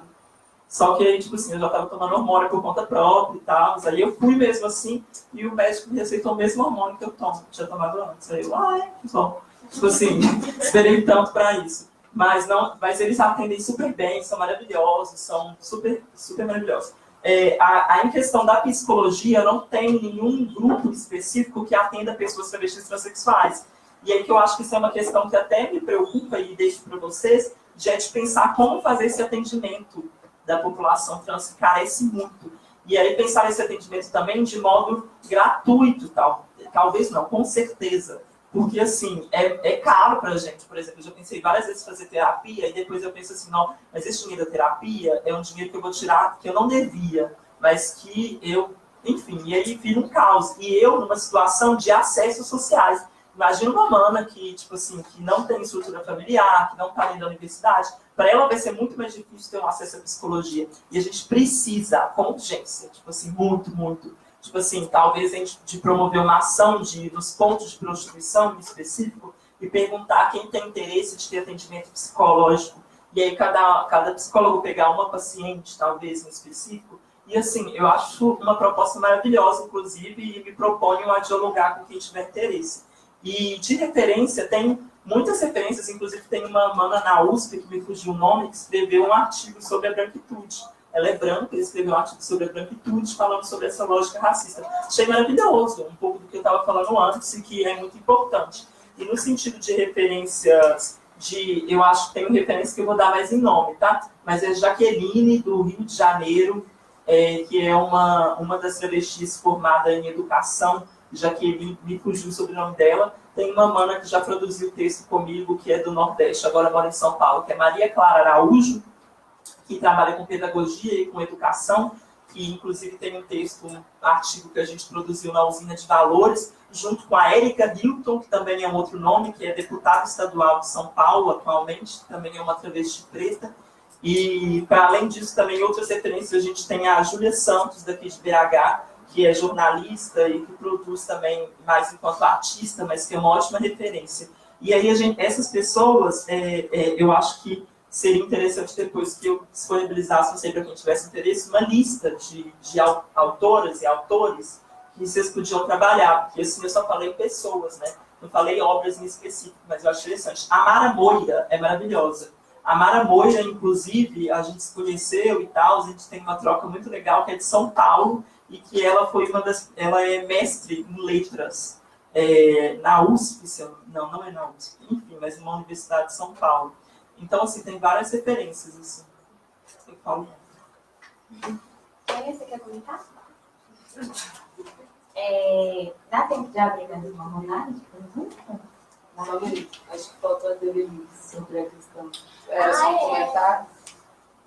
Eu gostaria, na verdade, só mais um complemento mesmo, que é, tipo assim, a taxa de suicídio e de homicídio da população negra é muito alta. A gente tem dados sobre isso, alguns que saem dados, né? A gente não tem todos esses dados. E, tipo, dentro da faculdade de psicologia, até onde eu tenho visto, se você não tiver interesse em estudar sobre isso, você não vai ter acesso sobre isso. Essa é a verdade. Eu faço psicologia para ter pessoas brancas, essa é a verdade. Homens brancos, pessoas de classe média, pessoas sem condição. E nós sabemos que, infelizmente, igual você falou, sabe, montar um grupo de pessoas para buscar essas pessoas, sabe? Porque no caso as pessoas precisam também, sabe? Mas, tipo, como se dá? Sabe? Tipo, são coisas que ainda não existem, basicamente, sabe? Na verdade, nem tem material. Não tem material. De psicologia para tratar sobre raça. Tipo, esse recorte negro, assim. A gente ainda está engateando enquanto profissão, né? Enquanto ciência, principalmente no Brasil, tem 56 anos, mais ou menos, a psicologia. 60, desculpa, gente, eu sou demais. Mas é isso, a psicologia ainda está engateando enquanto ciência. A psicologia também foi pensada na Europa para pessoas brancas. Então, enquanto ciência, também a gente está engateando muito em relação à raça, mas, pelo menos aqui no CRP de Minas, eu posso dizer que a gente está pensando muito nisso, tem até a pasta de étnico-racial, e a gente está pensando muito nisso mesmo, chegar nessa galera negra, principalmente periférica também, atender esse público, porque a psicologia é elitizada, sabe? Ela é mais para a galera rica mesmo e branca.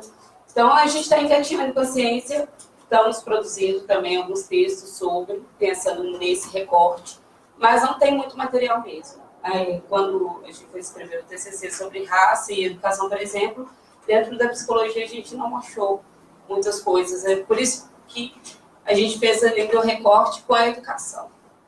Porque da educação tem muitas pessoas pensando sobre raça dentro das escolas, mas enquanto dentro da psicologia a gente está buscando pessoas para escrever sobre e para falar sobre, porque realmente não tem.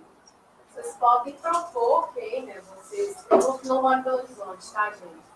Para o próprio conselho, a formação de um grupo de trabalho, que tem tantos grupos de trabalho, eu venho no Fusional mensalmente, porque o debate começa a crescer aqui dentro, de repente daqui pode ser produzido. Mas tem. O sobre raça tem, inclusive, estamos aqui todo sábado, às 9 horas da manhã, se não me engano, discutindo sobre raça, sobre psicologia, e fazendo esse recorte mesmo, essas discussões para pensar mesmo psicologia, sociedade, raça. Colonização também acho importante, para quem tiver tempo, de ler 1808, 1822, são livros assim, fundamentais. Renon também, Pele Negra, Peles Negras, Máscaras Brancas, trata de raça do ponto de vista da psicanálise. E só para complementar a pergunta da colega que não é daqui de Belo Horizonte, Bruna, é porque aqui no CRP temos várias comissões, né? Então a gente tem a comissão étnico-racial, a gente tem a comissão gênero e diversidade, temos a comissão mulheres e questões de gênero, temos a comissão clínica, psicologia clínica, várias comissões, assim, eu não consigo lembrar de todas. Né? E cada comissão tem uma data de reunião, geralmente reuniões abertas, que são reuniões, né, que qualquer pessoa que não faça parte da comissão, mas que quer ingressar na comissão, ela pode vir nessas reuniões. Né? Inclusive, a reunião de mulheres e questões de gênero foi agora, segunda-feira, reunião aberta. E o CRP, ele sempre disponibiliza, né, perto da reunião, ele solta lá sei lá, um trenzinho lá com a data, o horário da reunião de cada comissão. Então, se a gente acompanhar a página do CRP, a gente tem acesso. São comissões muito interessantes que a gente tem a oportunidade de discutir esses assuntos que a gente trata aqui em Psicologia em Foco também, aprofundar, produzir material, né, produzir seminário, essas coisas, então é muito interessante. E é aberto para todo mundo, assim, estudante, psicólogo, acho que ao público também, né?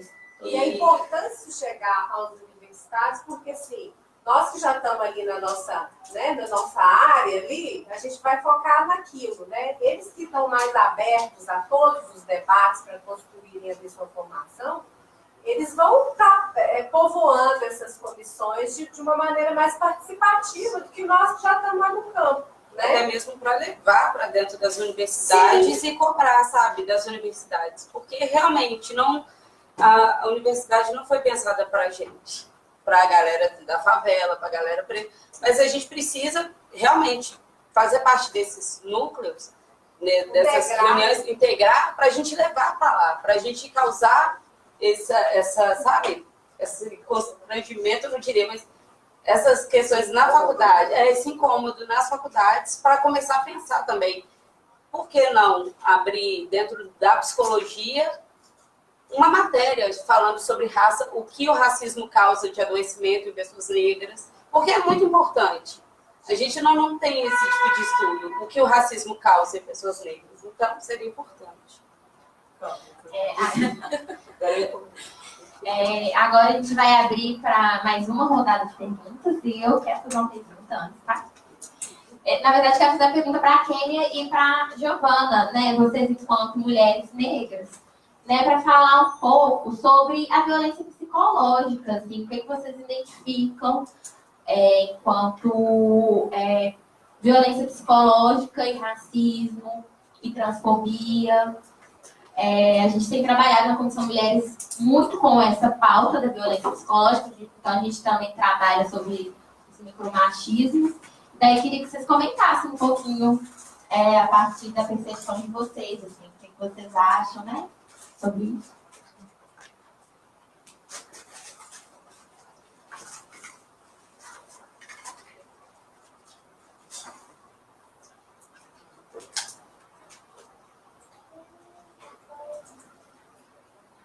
Eu queria saber como que vocês se enxergam como mulheres negras em relacionamentos.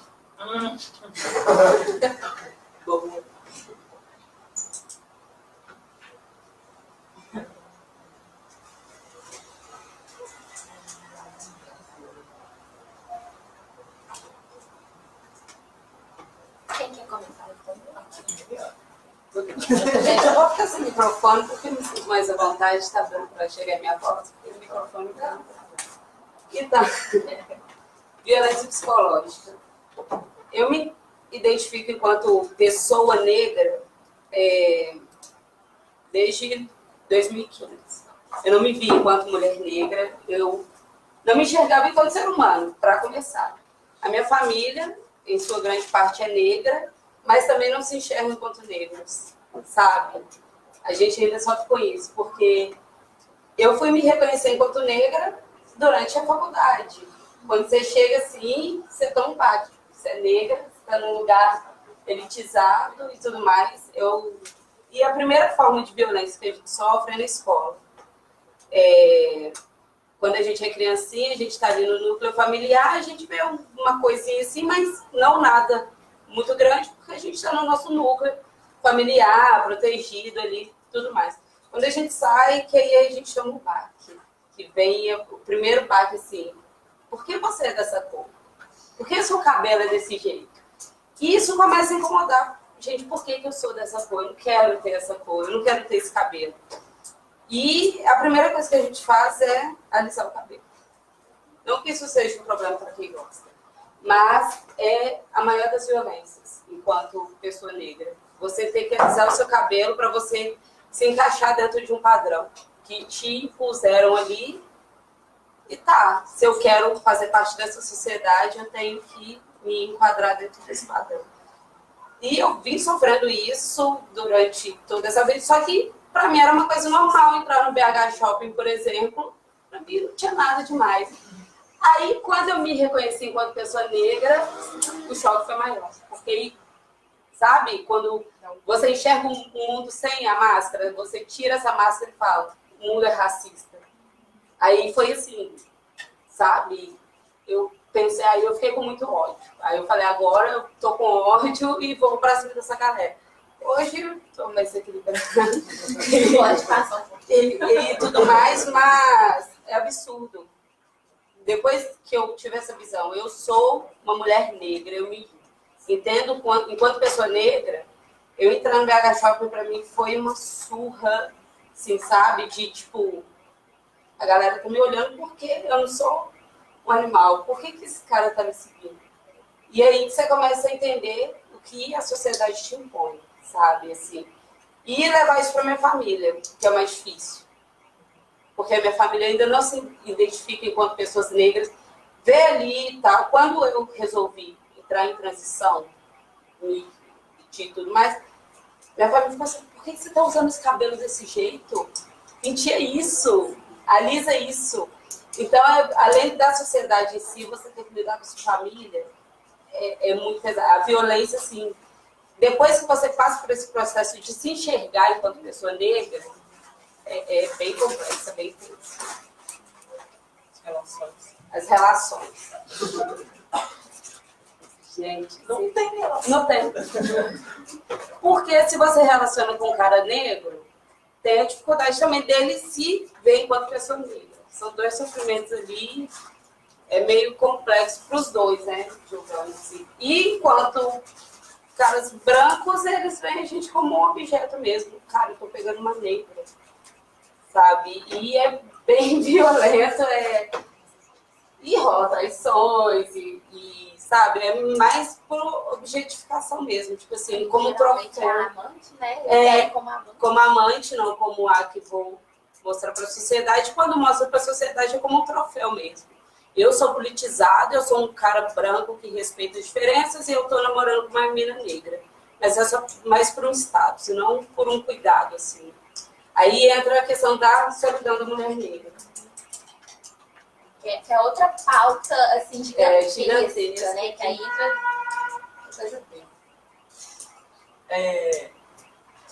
acontece que quando que a gente fala de relações interpessoais, sociais e amorosas, afetivas, de pessoas negras, a gente já entra numa solidão imensa, né? Tem várias questões a discutir. Quando a gente fala de corpos trans, a mesma coisa, aí que ter comparativos. Aí quando que é corpos trans e negros, tipo assim, quando reverbera tudo, é assim, do nada mesmo. Tipo, nada, assim. Tipo, eu particularmente, eu vou trazer talvez alguns exemplos para poder ser um pouco mais, para escurecer mais as coisas. Esclarecer, que é escurecer, né? E aí acontece que eu sempre sou uma mulher muito desejada. Eu acho isso impressionante. Não estou sendo egocêntrica, mas desejada para certas coisas. O meu direct do Instagram, por quase toda semana, meu user é @transpreta. E aí quase toda semana eu recebo mensagens de solicitações no direct de pessoas que eu nunca vi, que eu não sei quem são, de homens que não sei como, mas eu acredito que chegam no meu perfil, porque meu user é transpreta, e vai buscar no Instagram, já vai direto no meu perfil às vezes, me perguntando, já perguntaram quanto que é o programa, ou perguntando quanto que a gente pode sair, quanto que a gente pode transar, quanto que a gente... Tipo assim, pessoas, os homens, sobretudo, cis, compreendem que para se relacionar com o meu corpo são relações supérfluas, ou seja, efêmeras, são relações rápidas. E aí que é isso, assim, tipo, são relações muito rápidas e eu sou desejada nesse sentido. Que aí no meu Instagram, por exemplo, tem vários homens lá, tipo, um cardápio, assim, se eu quisesse. Tem homem que já manda foto do pau, assim, pra mim. Tipo assim, e eu, assim, quem é que tá pegando? Tipo assim, eu acabei de acordar e recebi uma mensagem de um pau de quem eu nunca vi, de quem eu não conheço, porque ele já automatizou de que pessoas como eu só querem pau. Tipo assim, inclusive uma outra coisa que me engano dele, que eu particularmente sou uma pessoa bissexual. Então, assim, e mesmo se eu quisesse só pau, ele não tem o direito de fazer isso. E aí que as relações, elas são supérfluas. E uma prova disso é que eu consigo contar nos dedos quais foram os caras que saíram comigo e me deram a mão na rua. Tipo assim, de andar de mão dada. Quais foram os caras que saíram comigo e me beijaram em público? Que é uma outra questão. Mas em lugares fechados, escondidinhos, vários. Quais foram os caras que me levaram para conhecer a família dele? Só um. E mesmo assim é o atual relacionamento que eu tô. E que é um homem negro também, inclusive, que tem várias demandas sociais. E mesmo assim a gente vai estar trabalhando como contar para a família dele que eu sou uma mulher trans. Que a mãe dele ainda está achando que eu sou cis. E aí, como contar para ela, e possivelmente ela vai se achar enganada, que enganou, que o filho dela agora é gay, que não sei, enfim, isso aí é uma questão aqui mais visual, que eu não sei como eu vou resolver, mas eu estou falando com vocês. Mas que assim, e como que eu vou fazer ela entender que eu também sou uma mulher assim como ela, que não tem problema nenhum, que o filho dela continua ali do mesmo orientação sexual, não mudou nada, ele continua a mesma pessoa, só está se relacionando com outra mulher. E aí que é louco isso. E aí eu fico pensando se eu também tenho que falar. Eu falei, é óbvio que você tem que falar, Giovana, para de querer achar que você tem que falar. Você tem que falar sim. E aí que, enfim, aí eu vou criando essas relações, por exemplo, por que eu nunca fui... tem muita coisa, assim, por exemplo, que é muito casalzinho, romântica, que eu nunca vivi. Tipo assim, nunca mesmo. Tipo assim, por exemplo, chegar num dia dos namorados namorando, nunca vivi isso. Chegar, ir no cineminha e tal, as coisas, nunca vivi isso. E olha que eu sou a transpassável. Tipo assim, aqui é passável socialmente enquanto uma mulher cis. E as que não são, tipo assim, elas sequer passaram por essa experiência. E aí os caras me desejam mais pro sexo, mas não para além disso. Em relação às mulheres é muito complicado, porque boa parte das mulheres lésbicas ou bissexuais, elas subentendem e relacionam a orientação sexual dela à vagina. E aí, tipo assim, não, você gosta de órgão sexual ou você gosta de mulher? Tipo assim, você gosta da buceta ou você gosta de mulheres? Aí é uma outra questão, tipo, também, que inclusive me impossibilita, boa parte das vezes, de me relacionar com mulheres. Inclusive, teve mulheres que eu sou trans e não querem se relacionar mais comigo. E aí é um jogo, assim, inclusive homens, assim, em aplicativo, mas nunca dei certo em Tinder. Porque aí eu fico pensando, coloco lá, sou trans na descrição, aí eu não, vou ficar aqui e tal. Aí eu conto com a pessoa conversando, ela me bloqueia, some, fala, você mentiu pra mim. Eu menti por quê? Eu sou mulher, uai. Tipo assim, qual que é o problema aí? Você... mas aí, ou então, se não perguntei isso, fala, mas você é operada? Tipo assim. Enfim, aí eu pergunto, você gosta de mulher ou você gosta de buceta? Tipo assim, de quem que você gosta? Você gosta de buceta ou você gosta de mulher? O que é mulher para você? É buceta ou para além disso é ser mulher, identidade, construção social, narrativas, possibilidades, corporeidades? Em relação à questão da violência psicológica, eu acho que seria uma baita terapia que eu ia ficar aqui com vocês. Inclusive, estou precisando. Gente, eu tive no domingo uma crise muito assim, intensa de chorava igual criança.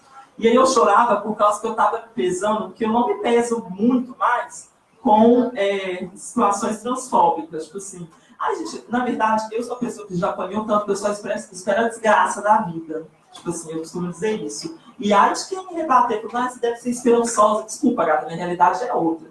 Minha expectativa de vida é 35 anos. Você quer que eu seja esperançosa? Tipo assim, eu vou fazer tudo que eu tiver que fazer agora, porque eu não sei se eu vou viver até os 35 anos. E aí nisso que, tipo assim, nessa coisa, eu só espero coisa ruim. Tipo assim, eu tô me relacionando com alguém, espero, vai me trair logo hoje, eu tô esperando aqui. tô vivendo tal coisa, vou perder o emprego. Eu só espero coisa ruim. E aí, no sentido da violência psicológica, eu particularmente vivi isso a minha vida inteira. Tipo assim, desde novinha, eu não me reconhecia diante ao espelho do que eu era, da minha identidade, etc. E eu busquei reconstruir isso por um processo muito intenso para vir gente falar que eu não sou mulher, entendeu? E aí, tipo assim, eu construí isso de uma forma muito intensa para você falar que eu não sou mulher e eu tenho que lidar com isso. Aí eu já dou conta. Então, assim, eu já espero coisa ruim, eu já dou conta. Só que eu entendi também que eu não dou conta, porque eu sou Ana. E que eu não sou mulher forte, porque tem essa tendência de achar que nós, mulheres pretas, não vou colocar mulheres transexuais em específico, mas que a gente sempre é forte. Tipo assim, você é muito forte. Então, assim, você aguenta, você respira. Eu mesma fico falando comigo assim, respira, Giovana, você já passou por isso. Só que agora eu tô falando, não respira não, chora mesmo, cai em lágrimas, você não é obrigada a aguentar o mundo inteiro. Então, xinga. Eu sou muito raivosa, às vezes. Mas é um estereótipo que cria em cima de mulheres negras, inclusive, que a gente sempre é a mãe do Cris, a barraqueira. Tipo assim, eu vou te ensinar como faz tal coisa. Tipo assim, a gente não é raivosa, não, mas se tiver que ser também, eu vou ser raivosa, entendeu? Tipo assim, mas se esperam sempre de que a gente seja brava e etc. E tem medo de conversar com a gente, fica com receio. Calma, eu não sou brava e nervosa, mas se você quiser, eu vou ser. Então, assim, trabalhe bem para não ser nervosa com você. E aí que é engraçado isso, por causa que as minhas violências psicológicas, elas sempre estiveram presentes na minha vida. E se eu estava chorando naquele momento desse fim de semana, é porque eu entendi que eu posso chorar. Tipo assim, que até isso eu não entendia, porque eu achava que eu não devia chorar, que eu devia suportar essas dores, essas amarguras, engole o choro. E agora, tipo assim, tô desabando mesmo, não tô nem aí. É que essa questão do não sentir, né, o de sentir, é uma herança racista mesmo, Sim, né? sim. De desumanização, né? Sim, Que a gente é você não vai forte, sentir isso. Batia, Você não bate, sente. aguenta e calado e vai trabalhar porque você é forte, tem que... E é muito isso do que os homens ouvem. Engole o choro. A gente, negro, enquanto negro, sempre ouve isso. Não, engole o choro. A mulher negra. É, a mulher negra. Tipo, engole o choro, não, você é forte. O que é isso? Nem foi racista. E o próprio movimento faz a gente acreditar nisso. Sim. Seja forte, querida, não chore. Tipo assim, você vai vencer na vida. Tipo assim, gata, tipo, talvez você não vai vencer na vida, entendeu? Talvez sua vida é uma desgraça mesmo. E isso é real. Não, é porque as pessoas ficam num discurso de otimização de que tudo vai dar certo. Só que não é assim, talvez, também. A gente precisa de compreender, entender esses processos e saber lidar com isso. Eu sei. É humano. E necessário porque eu falo por mim. Eu não sou uma pessoa que chora muito. Eu não sou uma pessoa que chora muito e eu guardo as coisas. Aí quando eu estouro, nossa, sabe? Então entra no processo de somatização. Somatização, sabe? É um adoecimento assim, é muito cruel, gente. Eu acho que eu acho que se a gente for discutir, né, a saúde mental da mulher negra, né, da pessoa negra, assim, de qualquer pessoa, mas em específico da mulher negra, né, porque a gente, em detrimento aos homens negros, a gente ainda está um pé atrás, né? Eu acho que a gente cai em muitas questões relacionadas ao racismo, relacionadas à violência psicológica, né?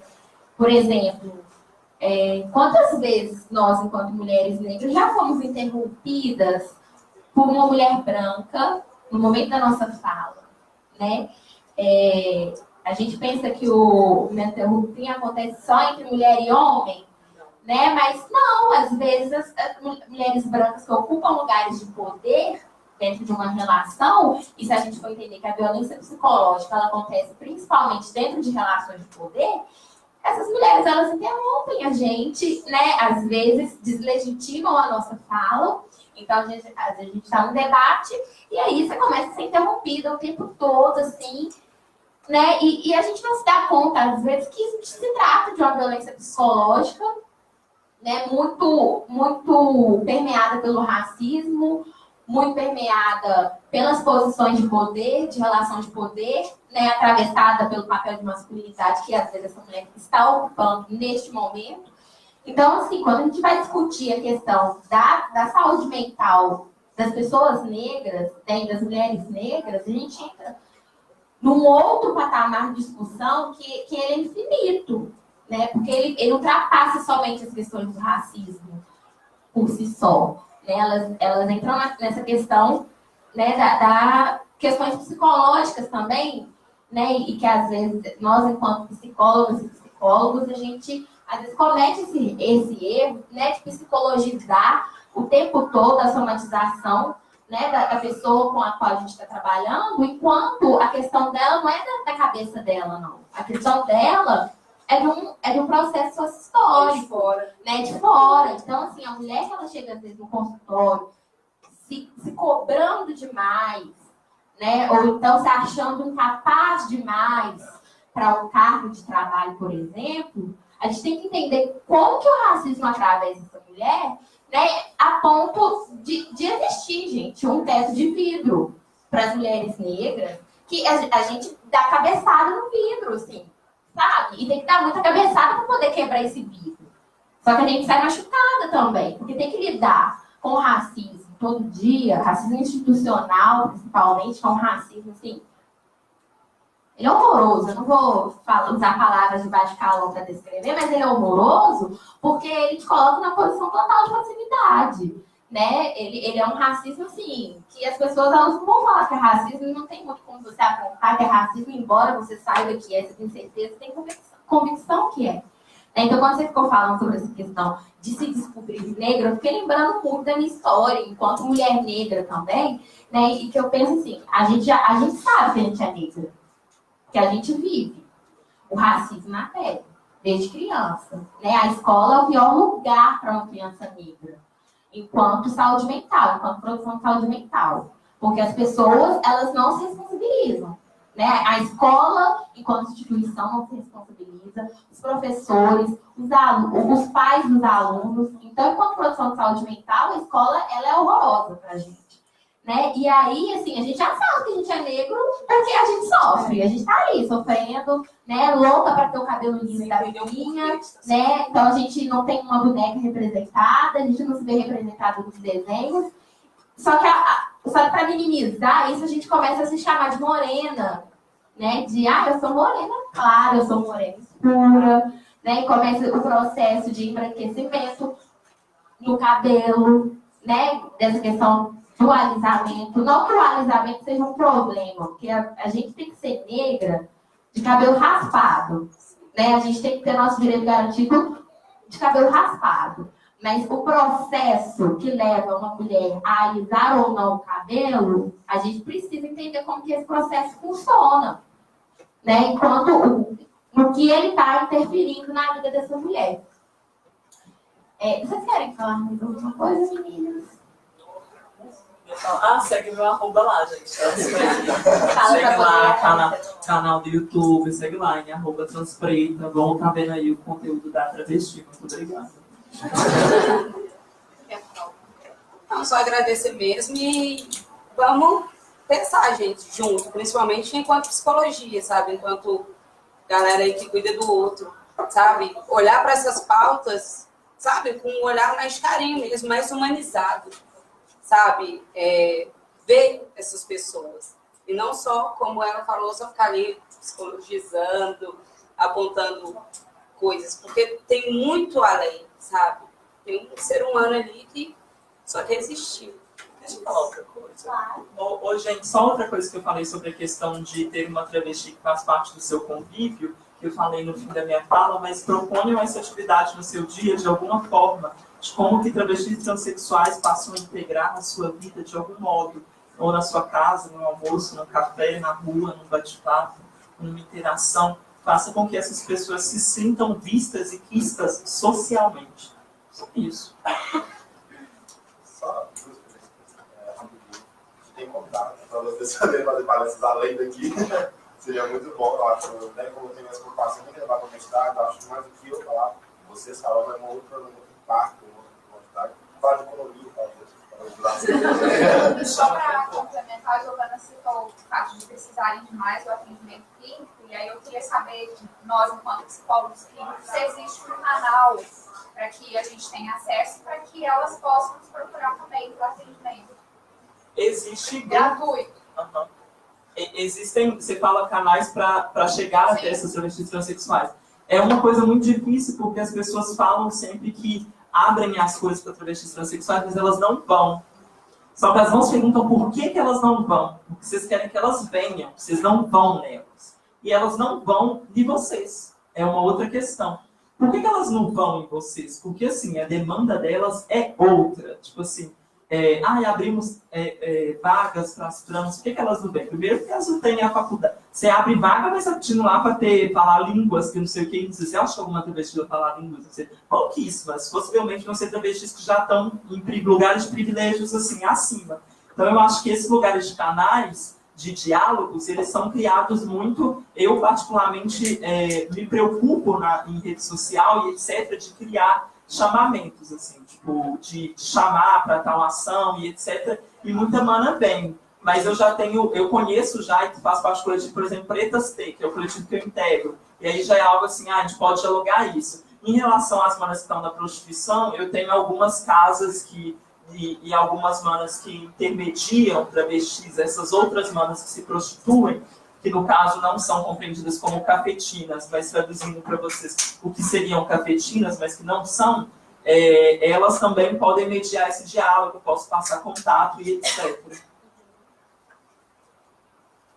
Mais alguma pergunta? Sobre a palestra, estamos abertos. Me chama que eu vou. Então, eu acho que a gente pode finalizar, assim, tentando pensar aqui uma palavra que a gente pode fechar esse Psicologia em Foco de hoje, sabe? Assim, vocês têm alguma ideia de uma palavra que represente esse diálogo que a gente tem hoje? Foi um diálogo muito rico, né, em todos os tipos, assim, pensando sobre resistência, sabe? Essa questão se ninguém solta a mão de ninguém, eu ainda estou avaliando muito bem, assim, quão romantizada essa fala né? Enquanto algumas pessoas selecionam a mão de quem elas não vão soltar, né? Então, acho que se a gente pode falar de alguma coisa para fechar, assim, eu fico pensando na resistência mesmo, né? Porque a gente precisa desses locais de fala, né, desses coletivos, né, desses espaços, inclusive aqui no CRP, né, porque se nós, enquanto categorias de psicólogas e psicólogos, estamos fazendo pouco, principalmente para as pessoas trans, eu acho que a gente precisa repensar nesse nosso lugar, né, repensar, assim, e qual a mão que a gente está segurando enquanto categoria também? É a mão da elite? É a mão da mulher branca cis? Né? Até onde a gente está indo? Até onde a gente pode ir? Né? E fica aí essa reflexão, eu acho, para a gente levar para casa, assim, né? Enquanto psicólogas e psicólogos, enquanto estudantes que já estão, né, estão aí traçando a caminhada. Eu nem estou chamando de estudante, eu estou considerando que todo mundo aqui vai formar em psicologia, então eu já estou chamando de psicólogo mesmo, psicóloga, né? Mas assim, enquanto nós, né, como que nós, enquanto profissionais, estamos, né, que temos no nosso código de ética, né, a questão do nosso trabalho pautado nos direitos humanos, quanto nós estamos trabalhando para garantir esses direitos humanos, né? Para todo mundo, que é um direito universal mesmo. Então, eu quero agradecer a presença de todas vocês, de todos vocês. Eu quero agradecer a presença da Giovana, da Kênia. Foi maravilhoso escutar vocês, né? Cada uma dentro do seu espaço, do seu lugar de fala. Né?